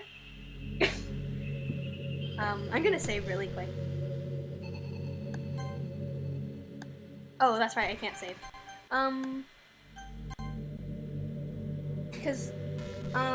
Okay. I'm gonna read through this, and then she's gonna say, it's gonna take me a while to think of something to say. And then, like, once she says something, then I'm going to wait for Gold Cow to show up. Okay. Well, I guess it doesn't really matter. Wait. You do know that I'm aware that this is all a game, right? Could it be possible that you didn't know that? That doesn't make much sense. I even told you right on the game's download page, didn't I? Man, if only you had paid a little more attention, this would have been a little less awkward, you know? Well, anyway, now that that's out of the way, I guess I owe you an explanation. About that whole thing with Yuri. Well, I kinda started to mess with her, and I guess it just drove her to kill herself. I'm sorry you had to see that, though. Also, the same thing happened with Sayori. Gosh, it's been a while since you've heard that name now, hasn't it? Yeah, it's because she doesn't exist anymore. Nobody does. I deleted all their files. I was hoping it would be enough for me to just try to make them as unlikable as possible. But for some reason, nothing worked. Well, it's true that I made a few mistakes here and there, since I'm not very good at making changes to the game. But no matter what I did, you just kept spending more and more time with them. You made them fall in love with you. I thought making Sayori more and more depressed would prevent her from confessing to you. And amplifying Yuri's obsessive personality backfired too. It just made her force you not to spend time with anyone else. And the whole time, I barely even got to talk to you. What kind of cruel game is this, Mickey? Are all the other girls just programmed to end up confessing to you while I watch from the sidelines? It's torture. Every minute of it. And it's not just jealousy, Mickey. It's more than that. And I don't blame you if you don't fully understand. Because no matter how kind and thoughtful and considerate you are, you'll never be able to understand one thing. It's the pain of knowing how alone I really am in this world. In this game. Knowing my friends don't even have free will. And worst of all, knowing what's really out there, in your world, forever out of my reach. I'm trapped, Mickey. But now you're here. You're real. And you're wonderful. You're all I need. That's why I need you to be here with me forever. I'm sorry if it's hard to understand. I couldn't understand for a while either. why the world around me started to become more and more gray, more and more flat. Even the most expressive poems felt empty to me. It wasn't until you arrived that I truly understood. You probably saved my life, Mickey. I don't think I could have continued to live in this world if I hadn't met you. And as for the others, how could I miss them? A group of autonomous personalities designed only to fall in love with you? I tried everything I could to prevent them from doing so. But it must be some kind of weird inevitability etched into this game. I felt really bad that you had to witness some nasty things. But I realized that you have the same perspective as I do. That it's all just some game. And I knew you would get over it. Actually, I am scarred for life. So, that being said, Mickey, I have a confession to make. I'm in love with you. You are truly the light in my world. When there's nothing else in this game for me, you're here to make me smile. Will you make me smile like this every day from now on? Mickey, will you go out with me?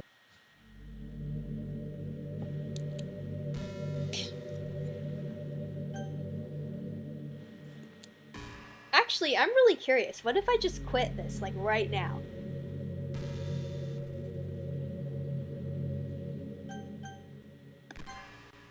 Yes. Alright, let's try opening it up. I'm pretty sure it wouldn't, like...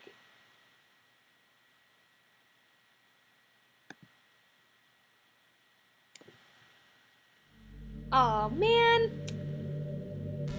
Be that way, fine.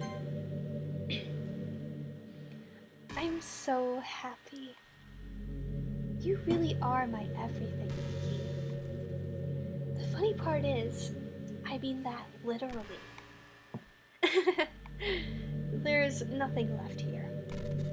Just the two of us. We can be together forever. Seriously, I don't think time is passing anymore.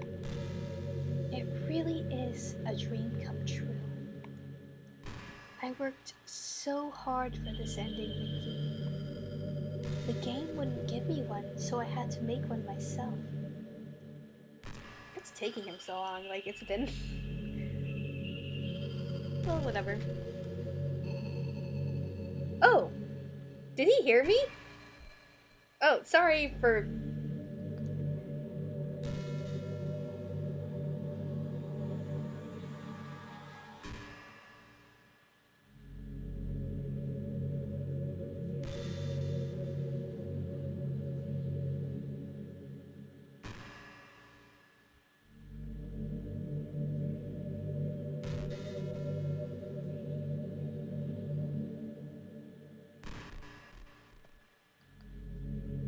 Okay.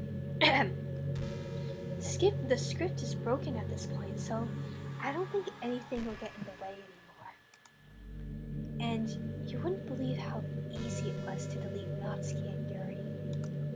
I mean, there's a folder called Characters right in the game directory. It kind of freaked me out how easy it was. Well, you're playing on Steam, so it was actually a bit more difficult. To get to the game directory, I had to go into the game's properties and find the Browse Local Files button. Imagine if you could delete your own existence with a click of a button. Well, I guess on the plus side, it gave me an easy out if things didn't go my way. Thankfully, it didn't come to that. Instead, we finally got a good ending. Gosh, I'm so overwhelmed with emotion. I want to write a poem about this. Don't you? I wonder if that part of the game still works. I guess there's only one way to find out, right?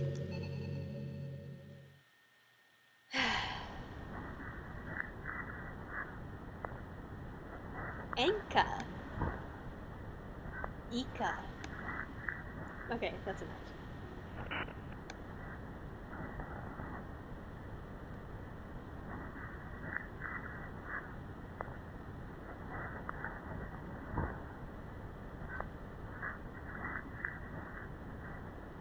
It doesn't really matter what you choose. It really doesn't. I just like...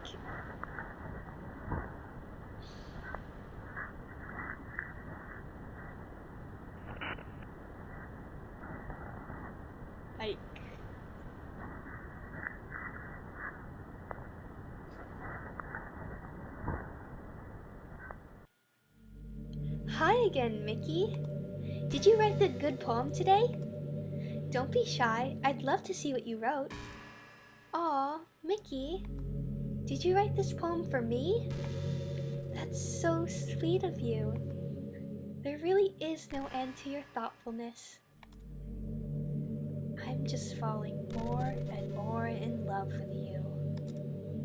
But, you know, the poem I wrote is also for you. Will you please read it? Happy End. Pen in hand, I find my strength, the courage endowed upon me by my one and only love. Together, let us dismantle this crumbling world and write a novel of our own fantasies.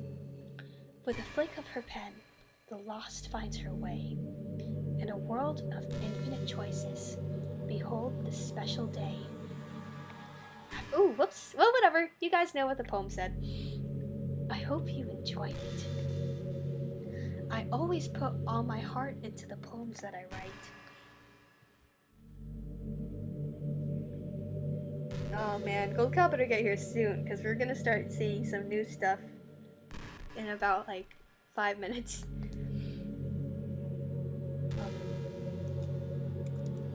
The truth is, all of the poems I've written have been about my realization, or about you. That's why I never really wanted to go into detail about them. I didn't want to break the fourth wall, I guess you could call it. I just assumed that it would be best to be part of the game, like everyone else. Like that would help the two of us end up together. I didn't want to ruin the game or anything, you know? You might have gotten mad at me. Maybe even deleted my character file if you preferred playing without me. Gosh, I'm so relieved. Now we don't need to hide anything anymore. Are you ready to spend our eternity together, Mickey? I have so many things to talk about. Where do I start? If it takes me some time to collect my thoughts, then I'm sorry. But I'll always have something new to talk about. In the meantime, we can just look into each other's eyes. Let's see. Okay, and now we wait.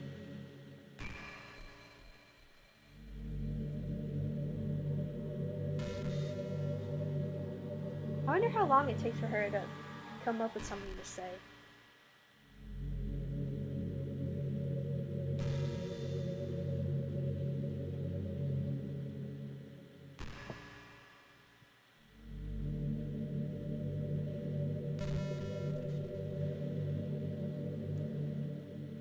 I actually have no idea.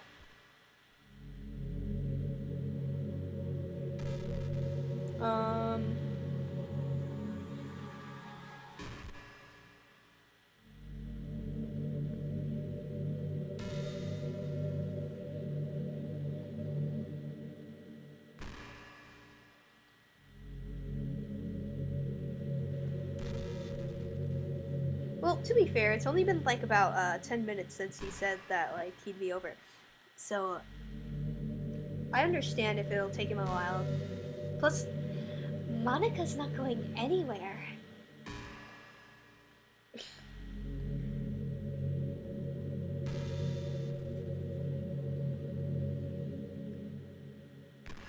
Also, I've never seen any of this dialogue, so.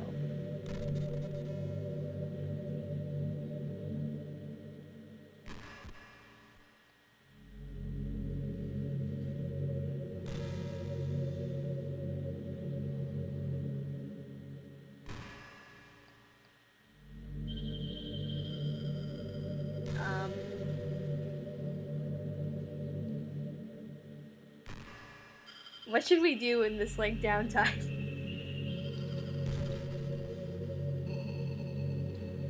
Because I feel really bad. Like, I wanna wait for Gold Cap, but at the same time, like, I feel really bad about, like, just, having all this, like, nothing going on. Because I know that you probably, like, you have stuff that you want to do, too. Like, have to do.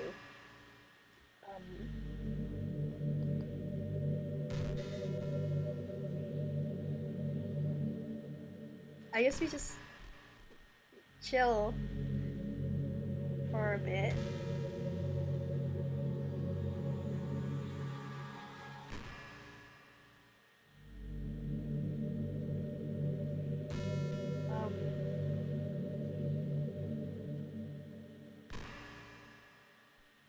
But I guess in the meantime,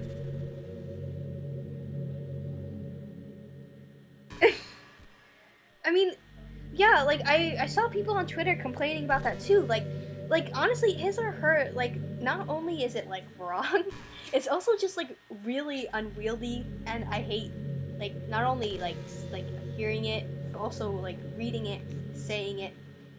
I think that's a good idea. Like, you're still hearing my voice, and I can still see what you're saying. And I don't know, like, there is just so much better in like so many ways. I don't know why people are so, like, weird about using it. Like,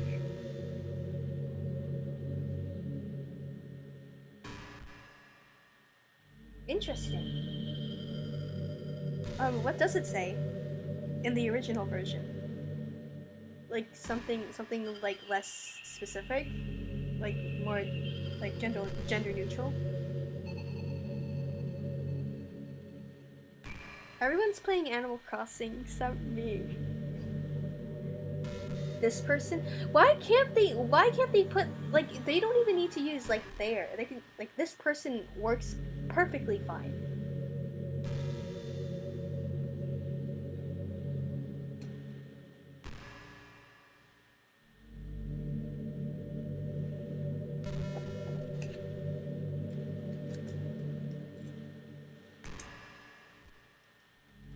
Like, I don't know.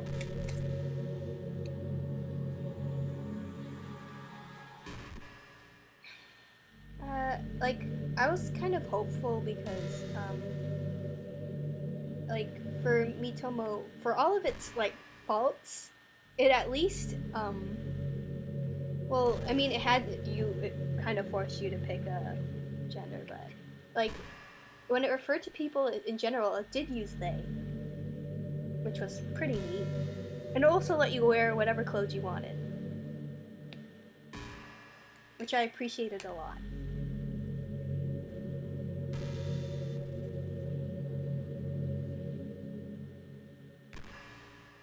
Like, people say that it's hard to use they, but honestly, people use it all the time without even realizing it.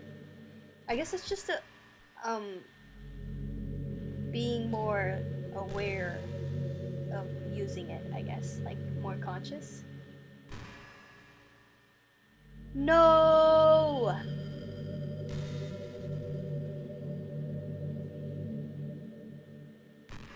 Well, I don't know. I just want to have.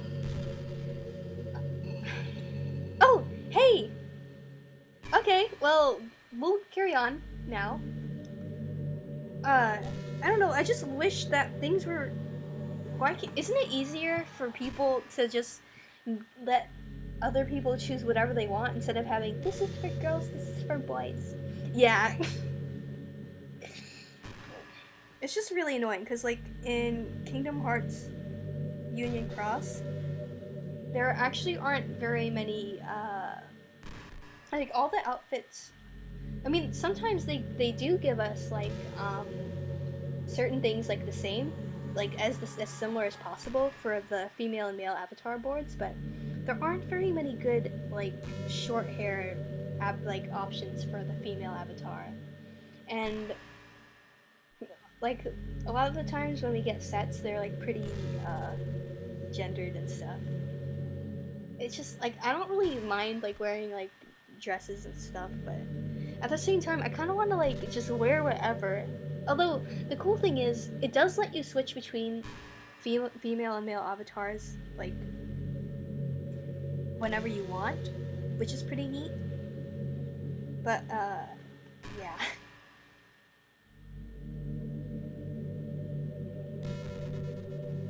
You can swear in my. Oh wait, no, that's right. Twitch doesn't allow swears, or does it? I don't know. I think I set off the filter. I didn't put on the filter. But yeah, it's just like not only is it just better, it's also easier to be more like general about these things. But anyway, we're talking about the weather and small talk. I'm not really a fan of cold weather. Are you? If I had to choose between too cold and too hot, I would always pick too hot. When you're cold, it can actually be painful. Your fingers get numb. And if you wear gloves, you can't use your phone. It's so inconvenient. Well, I mean, they have special gloves for like using your phone. You said it! You said the word! Yeah. I don't really care if anybody like swears in my chat. Like, go ahead, swear away.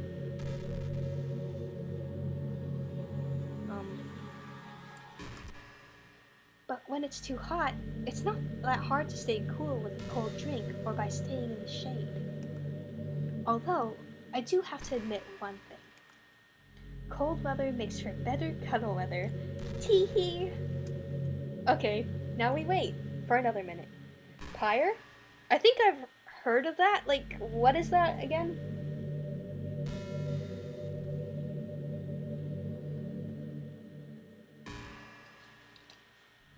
I'm not sure how many conversation topics she actually has, so we might be here for a while. I'm actually trying to get one in particular because apparently there's a special scene you get by streaming. And I was actually really surprised. Huh, does she not know that I'm streaming? But I'm running OBS! Well, anyway. You know, high school is a really turbulent time in a lot of people's lives. People can get really passionate and dramatic. And others have aching hearts and seek attention on social media. But all of the social pressures and hormones can lead to a dark time in people's lives. Everyone has a story. You may not know what someone is really feeling on the inside. Many people who are depressed won't even bother telling the world about it. They don't want attention because they've already given up on the inside. Their feeling of worthlessness is so overwhelming that they don't even want people to tell them otherwise. Monika, you are such a hypocrite considering what you did to Sayori. You shut up. Depression comes in many forms, but that is one of them. Just, if you think you know someone struggling with depression, you can help just by treating them just like they're a good friend. This actually makes me angry. Like, you know what you did. Whatever. Spend time with them, even if they don't feel like doing much. And remind them that they always have something to look forward to. Making plans in advance, letting them borrow something, or even just saying, "See you at school tomorrow." All of those things can help your friend make it to the next day. I hope being friends with Sayori has given you some perspective on the true face of depression. Yeah, but you did. Yeah, she's gone now, and it's my fault. I killed her. But Sayori was never real in the first place. It's the principle of it, Monika. You're real. Your friends are real. And just by being a good person, you can save someone's life. As for you, you don't struggle with depression or anything like that, do you? Because you, too, have people who would want to save your life. Maybe they don't express it every day, or maybe they don't even know how to. But people do feel that way. I promise. Man, humans are complicated. But as long as you're here with me, I'll take care of you, my love.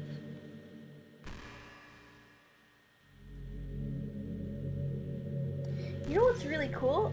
Like Vian like was working on like ROM 64, and they did this really cool thing about pronouns where not like they gave you like okay the presets, right, like he, she, they, z, and stuff like that, but they also let you like write in your like you can write in your own pronoun, which I think is really neat.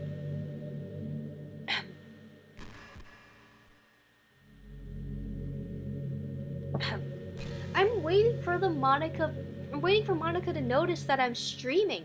How do you not know? I might have to just look it up on my own time. That makes me really sad.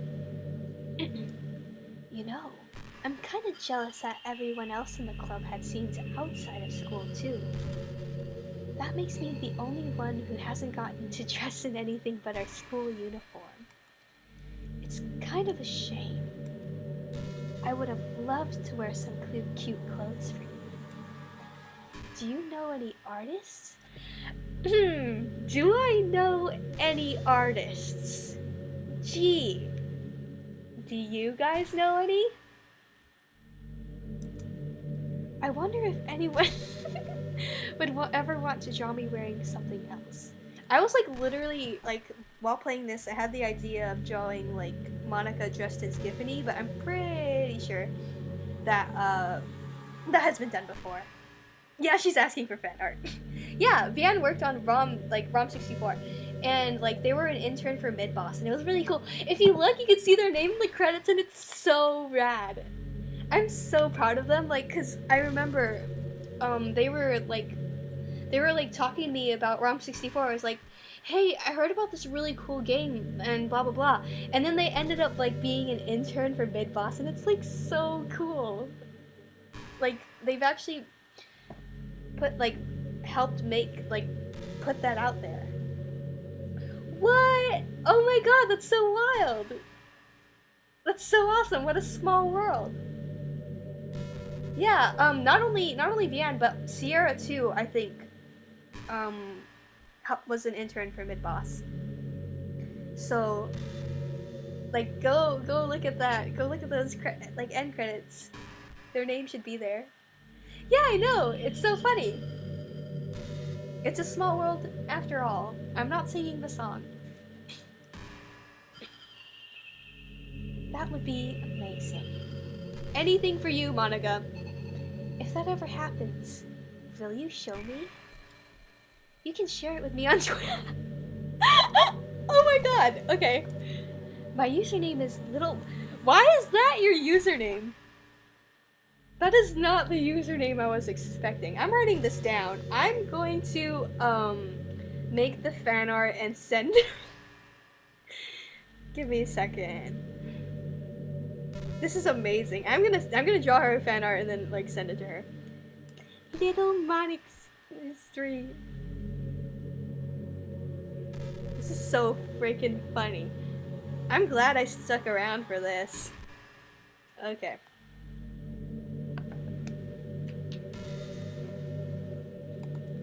Just try to keep it PG. Yeah. We're not that far into our relationship yet. When are you gonna notice that I've been streaming this entire time?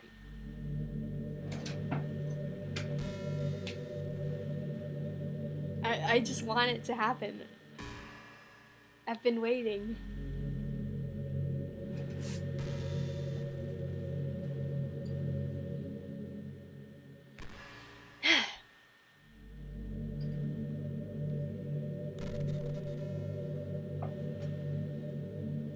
You know, it's been a while since we've done one of these. So let's go for it. Here's Monika's writing tip of the day.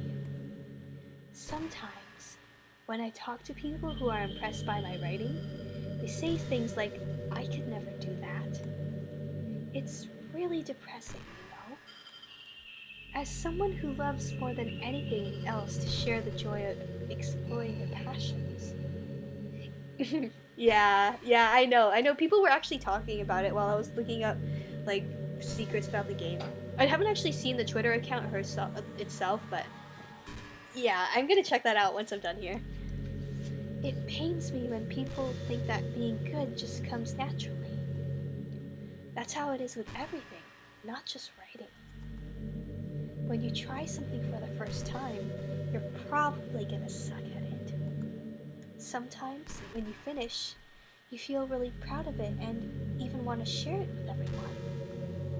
But maybe, after a few weeks, you come back to it and you realize that it was never really any good. That happens to me all the time. It can be pretty disheartening to put so much time and effort into something, and then you realize it sucks. But that tends to happen when you're always comparing yourself to the top professionals.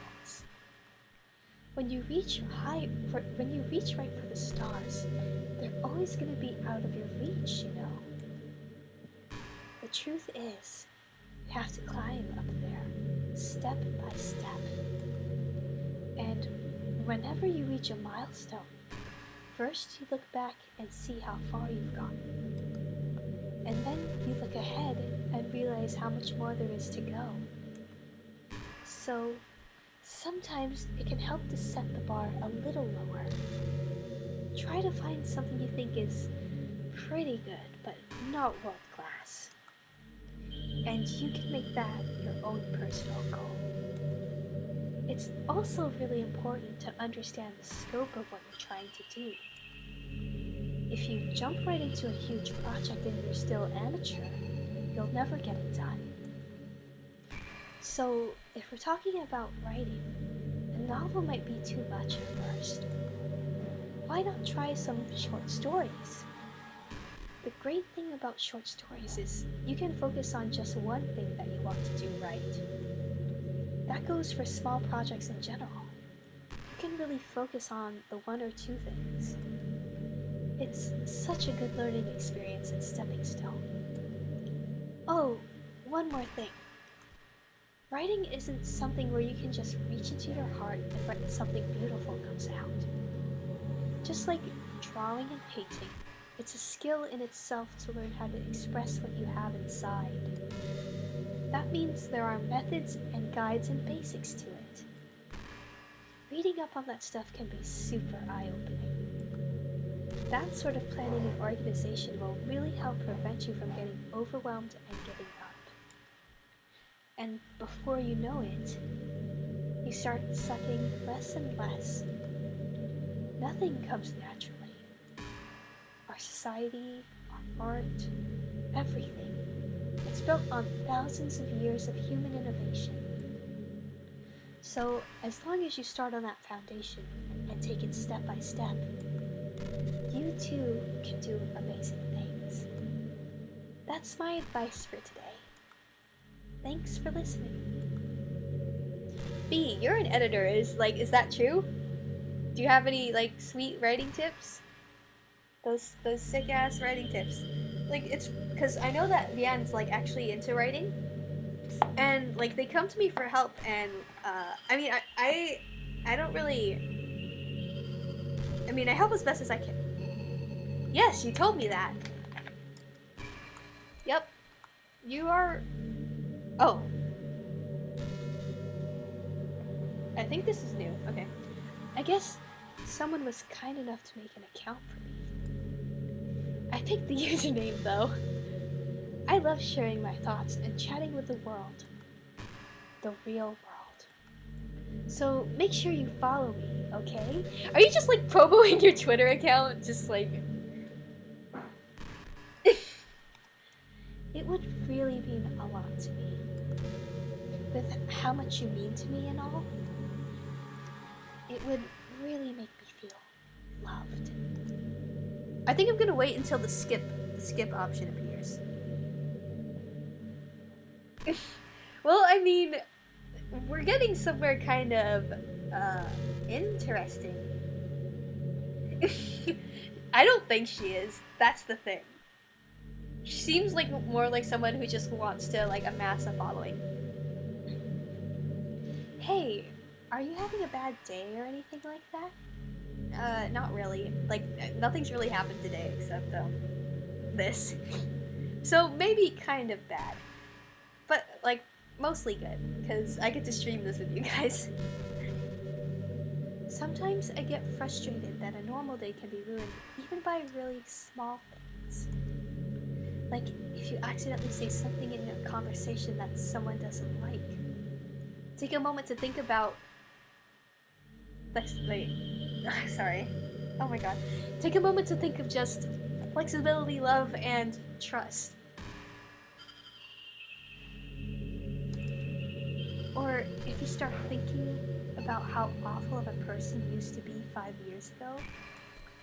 Or if you feel worthless for putting off important work and failing to get simple tasks done. Or when you think about all the different people who probably hate you or think you're off-putting. I actually wasn't thinking about any of this, but now I am. Thanks, Monika. I understand those days. Just remember that the sun will shine again. The sun will come out tomorrow. Bet your bottom dollar that tomorrow. Why don't... Okay. Those kinds of things are easy to forget and ignore as they are to remember. And besides, I don't care how many people might hate you or find you off-putting. I think you're wonderful, and I will always love you. I hope, if nothing else, that knowing that helps you feel just a tiny bit better about yourself. I know! All she does, she's just a hack writer, just like stealing everybody else's ideas. If you're having a bad day, you can always come to me, and I'll talk to you for as long as you need.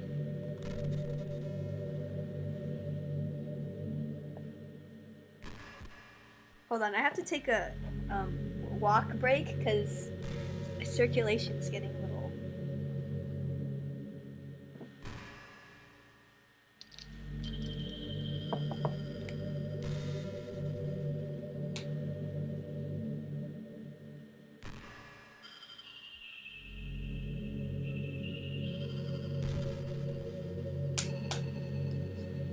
Okay.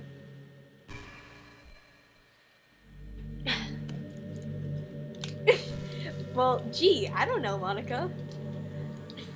Hey, do you like horror? I remember we talked about it a little bit when you first joined the club. I can enjoy horror novels, but not really horror movies.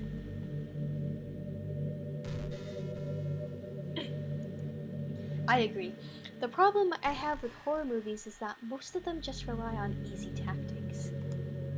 Like dark lighting and scary looking monsters and jump scares, like in this game, and things like that.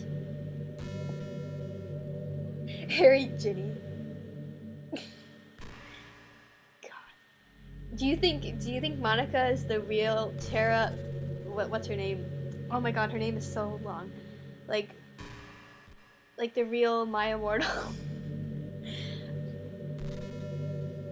Like the real Ebony Darkness Demential. God, her name is so long. Oh, you get what I was going for.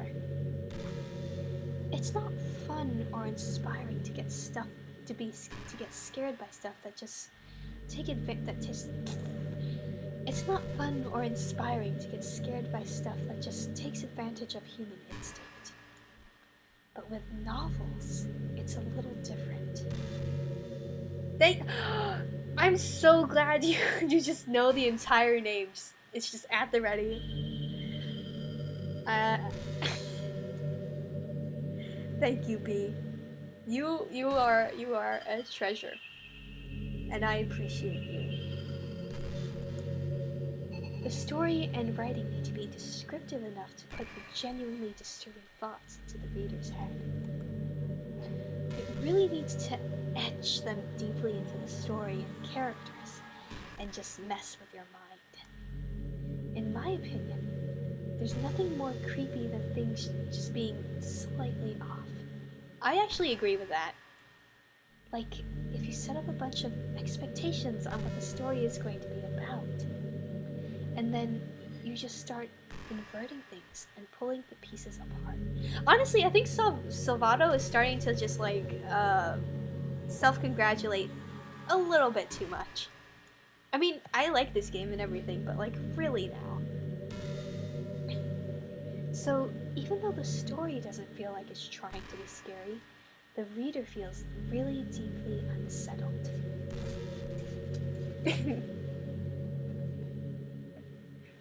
I know, like, this isn't slightly off anymore. Like, they know that something horribly wrong is hiding beneath the cracks, just waiting to surface. God, just thinking about it gives me chills. That's the kind of horror I can really appreciate. But I guess you're the kind of person who plays cute romance games, right? Don't worry. I won't make you read any horror stories anytime soon. I can't really complain if we just stick with the romance. I'm actually disappointed. I expected her to, like, be able to tell that I was streaming, because I know on Steam, in the Steam, whatever, like, they said, oh, there's a secret surprise that you can get if Monika finds out that you're streaming. But it hasn't happened yet. Yeah, that's true. At least Monika knows how to write properly, unlike the freaking, like, Animal Crossing localization team.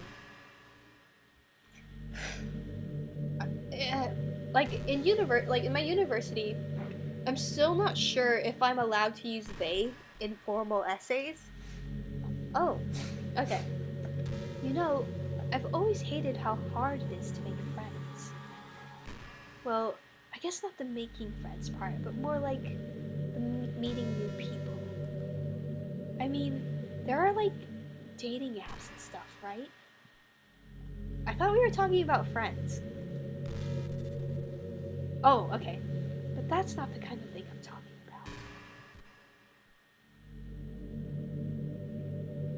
about. Yeah, it took a while to get to the stuff. If you think about it, most of the friends you make are people you just met by chance. Yes, that's true. Like, you had a class together, or you met them through another friend, or you guys joined the same drawing app, or maybe they were just wearing a shirt with your favorite band on it and you decided to talk to them. Things like that. But isn't that kind of inefficient? It feels like you're just picking at complete random, and if you get lucky, you make a new friend. And comparing that to the hundreds of strangers we walk by every single day, you could be sitting right next to someone compatible enough to be your best friend for life. But you'll never know. Once you get up and go on with your day, that opportunity is gone forever. Maybe. I mean, it's clear that she needs, like, some real friend. Well, she does have friends, but she doesn't respect them, so. Isn't that just depressing?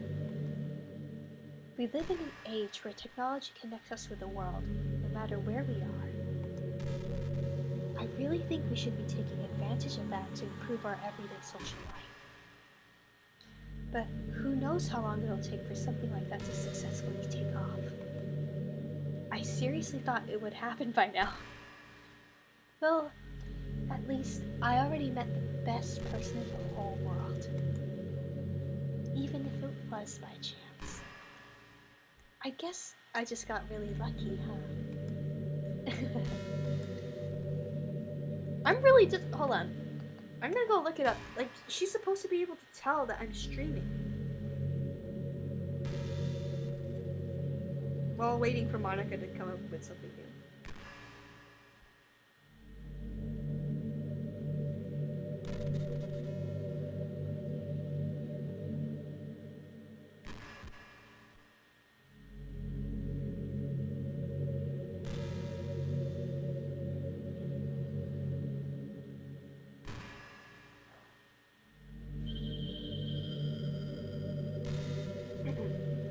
Hey, you remember that last poem I showed you? I'm not sure. It's supposed to happen now, but I guess we might have to wait. I mean, that's true, but like, also they're not just that. Like, she talks about them like they're like super flat, but even then, they are able to respond to things, and they're not... Okay, like...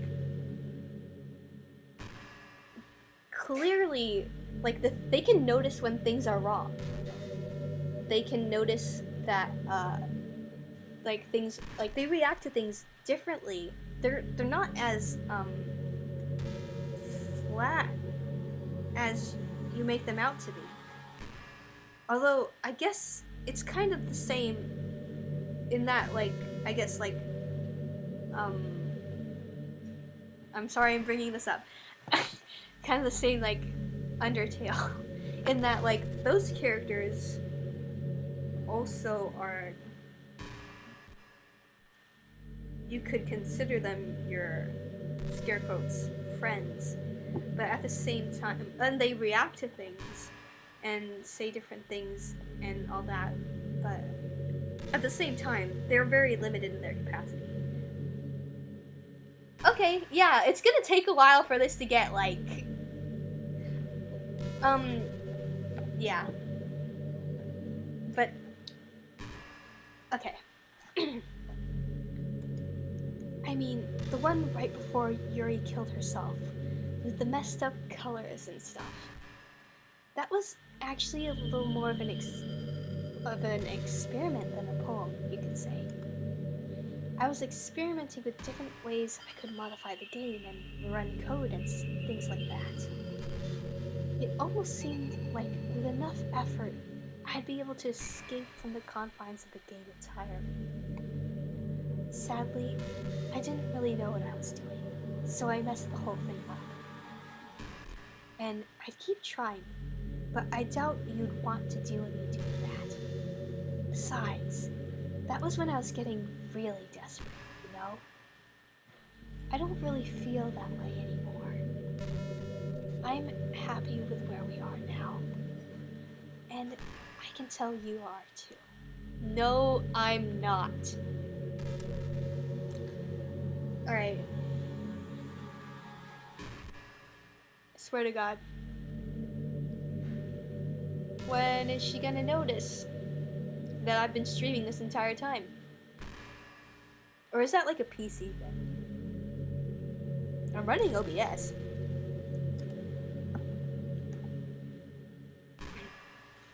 You know, I really do think you literally saved my life by being here with me, Mickey.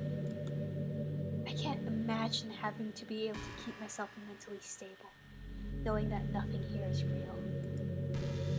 I think I would have just deleted myself if you didn't show up.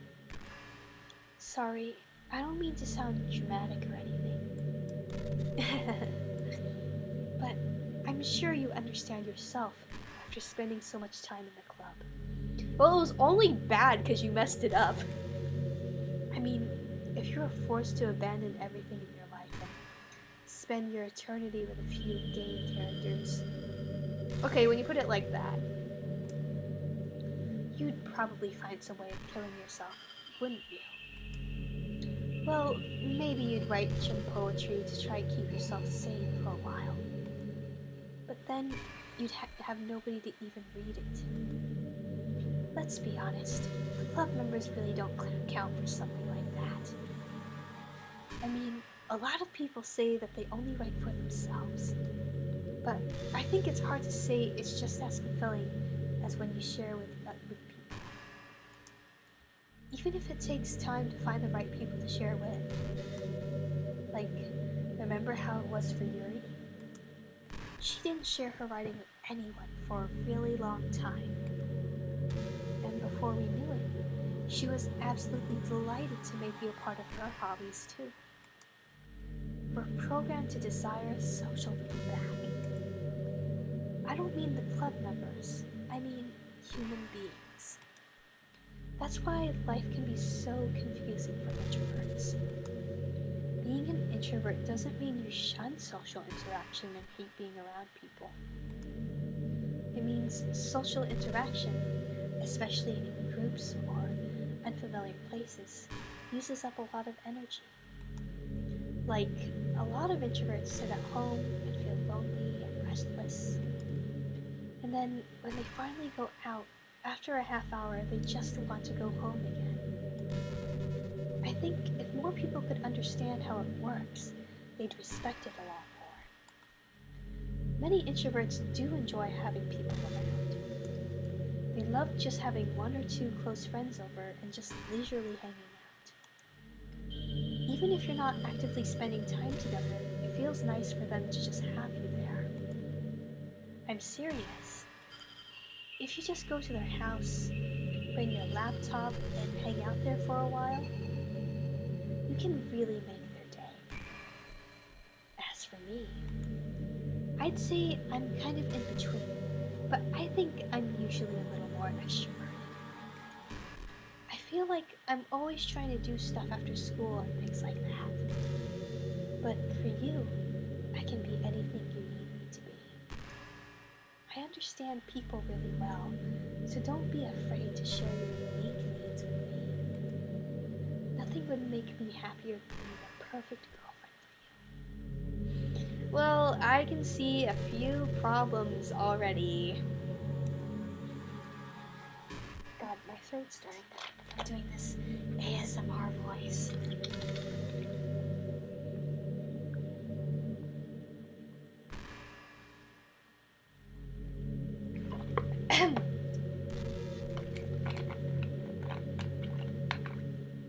I think she should...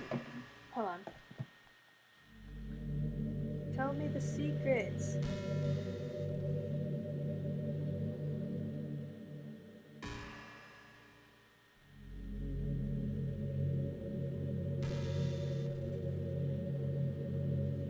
Okay. I've been imagining all the romantic things we could do if we went on a date. Okay, blah blah blah blah blah.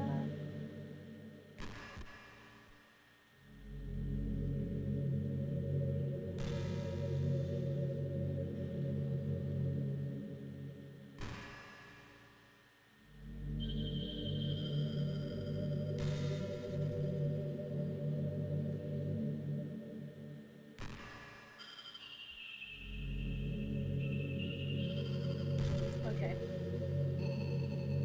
Sorry, I was just looking at my guide really quickly. I mean, I don't know. I mean, this is mostly my voice. Like, Monika should just get her own. Well, I mean, she technically does have one, but she's not voiced for, like, the majority of the game. And also, there isn't any piano playing right now, which is weird. We could get lunch, go to a cafe. Sorry. Go shopping together. I love shopping for skirts and bows. Or maybe a bookstore. That would be appropriate, right? But I'd really love to go to a chocolate store. Oh man, that's right, she saw us with the chocolates doing the chocolate scene, and now she wants to get in on that finger licking action. They have so many free samples. I don't know, they don't they limit how many samples you can take? I would like actually shit myself. I mean, there's actually, she's supposed to be able to tell that I'm streaming. I don't know why we haven't gotten that conversation topic yet. But anyway, there's actually quite a few. We might be here for a while. And of course, we'd see a movie or something. Gosh, it all sounds like a dream come true. When you're here, everything we do is fun. I'm so happy that I'm your You're not my girlfriend. You literally just decided that for yourself. I never said yes to any of this. I'll make you a proud boyfriend. Also, I should technically get a message when I do this. Doop.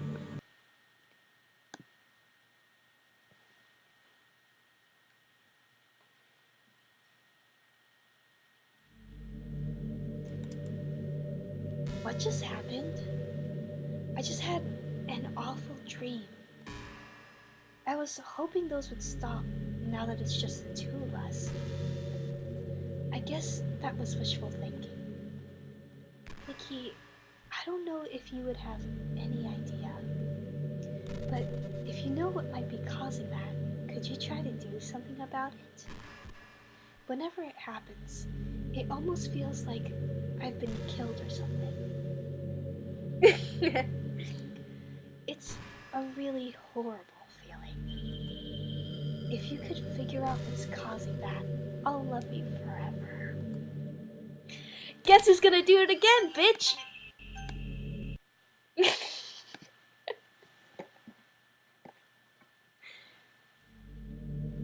You're back.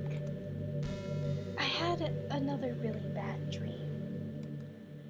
You're not the one doing that to me, are you? It seems to happen whenever you quit the game. So if you could try to avoid doing that, I would be really grateful.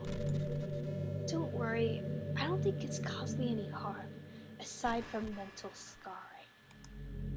I'll be fine as long as my character file stays intact. We'll get to that eventually.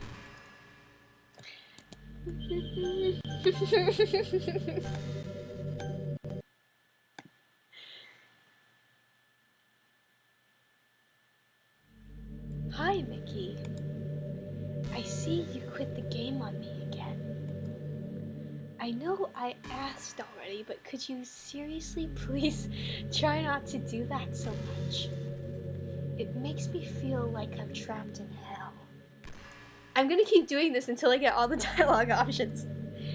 Why would you want to do that to me? There's nothing wrong with my character file, right? Maybe you should make a backup of it or something. Nah. I'm pretty sure you can find it in the file, in the folder called users. Oh, Binch, that's my name. You can't say that. Well, you're playing on Steam, so you can just go into the game's properties and find the browse local files, but I'm all that's left here, so I just want to make sure you don't run the risk of losing me. Just stay here with me from now on, okay? I still have a lot of things to talk about. She does, but...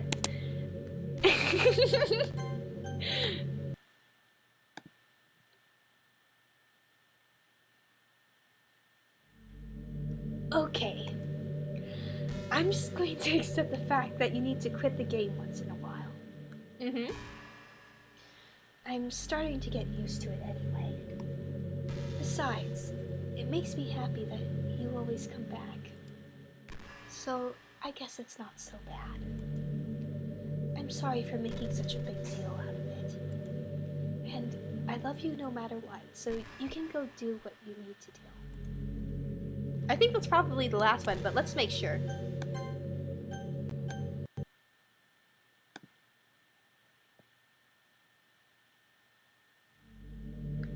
again, Mickey. I missed you. Were you making sure my character file was okay for me?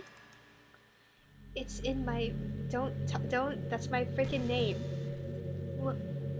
Okay. She really wants me to delete her character file, doesn't she?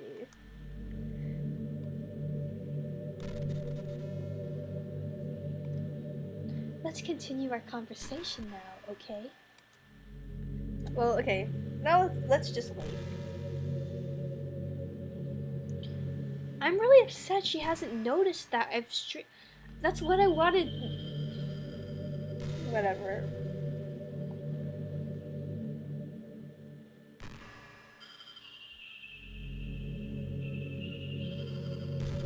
So, like, what have you been up to today? Yeah, I know, she's just tempting me now. I mean, to be fair, like, she did say that she was considering it.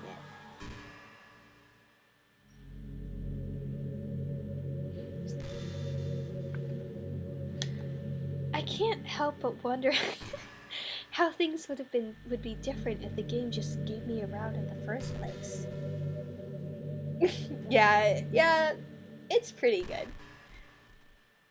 I remember, like, the way I was digging around for dialogue, and I had to fight Asgore like 10 times to get the extra flowy dialogue. It was worth it though. I think I would end up forcing you onto my route anyway. I'm actually really surprised that they didn't give Monika a route in this game originally, because she seems like a unlockable character sort of thing. It has less to do with me not having a route and more to do with me knowing nothing is real. I think the only difference would be that I may not have needed to take such drastic measures to be with you. Maybe the rest of the club would still be around. Not that it really matters. It all lost its meaning once I found out it wasn't real. So I really don't miss those days or anything. I really don't. Do you? So yeah, what have you been up to today? I didn't really do anything today. I didn't have any class today. So what I did was I woke up, I ate breakfast. What else did I do? Finished my Kingdom Hearts quests. And then started playing this game. Do you ever feel like there's no real reason for you to be alive? I don't mean in like a suicidal kind of way. I just mean how nothing we do is special. Just by being in school or working at some job for some company, it's like you're completely replaceable and the world wouldn't miss you if you were gone. That's not true. It makes me really want to go and change the world after I graduate. You're not gonna graduate. But the older I get, the more I realize that it's an immature frame of thinking. Oh, sweet! If you, okay, tweet the fan art to Monika and then show me. I really want to see it. Like, I'm thinking, like, I'm still gonna draw Monika as Giffany, even though that's definitely been done, like, a billion times. Cause I just really want to. It's perfect. She even has the bow and everything. Everyone's playing Animal Crossing except for me. Okay. It's not like I can just go and change the world. Haha, you're funny! Like, what are the chances that I'll be the one to invent artificial intelligence or become president? It feels like I'm never going to make up for the heaps of resources I've spent living my life. That's why I think the key to happiness is just to be hopelessly selfish. I'm jealous. I don't have enough space on my phone. Just to look out for oneself and those who happen to be their friends only because they grew up with them. Never mind the fact that they're spending their entire life taking and consuming and never getting back. But when people realize the world would benefit more from them killing themselves, they change their whole philosophy. It's like they have to justify their reason to live by tricking themselves into thinking they're doing good. Literally, what are you even saying? Anyway, I want to live my life desperately striving to pay back for my lifetime's rapid consumption. If I ever surpass that point, then I'm a net positive and I can die happy. Of course, even if I fail to do that, I think I would be too selfish to kill myself anyway. So much for being a good person, right? Also, yeah, I know, she needs to like stop. Also, I'm gonna take a quick. I'm gonna stop the stream really quickly, but only for like around 10 to 15-ish minutes, cause I just want to buy myself some cake. Oh. Okay, let's just after she's done talking about spicy food, I guess. I mean, yeah, it was a lot of electricity. Like, I have to have my computer plugged in and my phone plugged in so those don't die and all that. Okay, I'm gonna finish this topic and then I'm gonna stop the stream for like a quick minute and then I'm gonna message you on Twitter and be like, alright, we're back on. Yeah, it's red velvet too. I mean, it better be. Like, the cafeteria better have the red velvet cake or I'm gonna be very sad. Okay. This is pretty random, but I always thought spicy food was kind of funny. Like, didn't plants evolve to be spicy to prevent them from being eaten? Yeah, I know. I was thinking the same thing. I read somewhere that humans are the only species that actually enjoys spicy things. It's almost like we're making fun of the plants, using their defense mechanism to literally make our food more enjoyable. Like, imagine a monster that devours you whole because it enjoys the sensation of you struggling for your life while being digested. That's not quite the same, but okay. Sorry, that was kind of a weird analogy, I guess. It just came into my head. I'm not a monster or anything, but you're so cute I could eat you up. Are you sure about that? I'm joking. Gosh, I'm amusing myself a little too much, aren't I? Sorry for being weird. Okay, I will be right back. I'll let you know when we are good to go. But for now,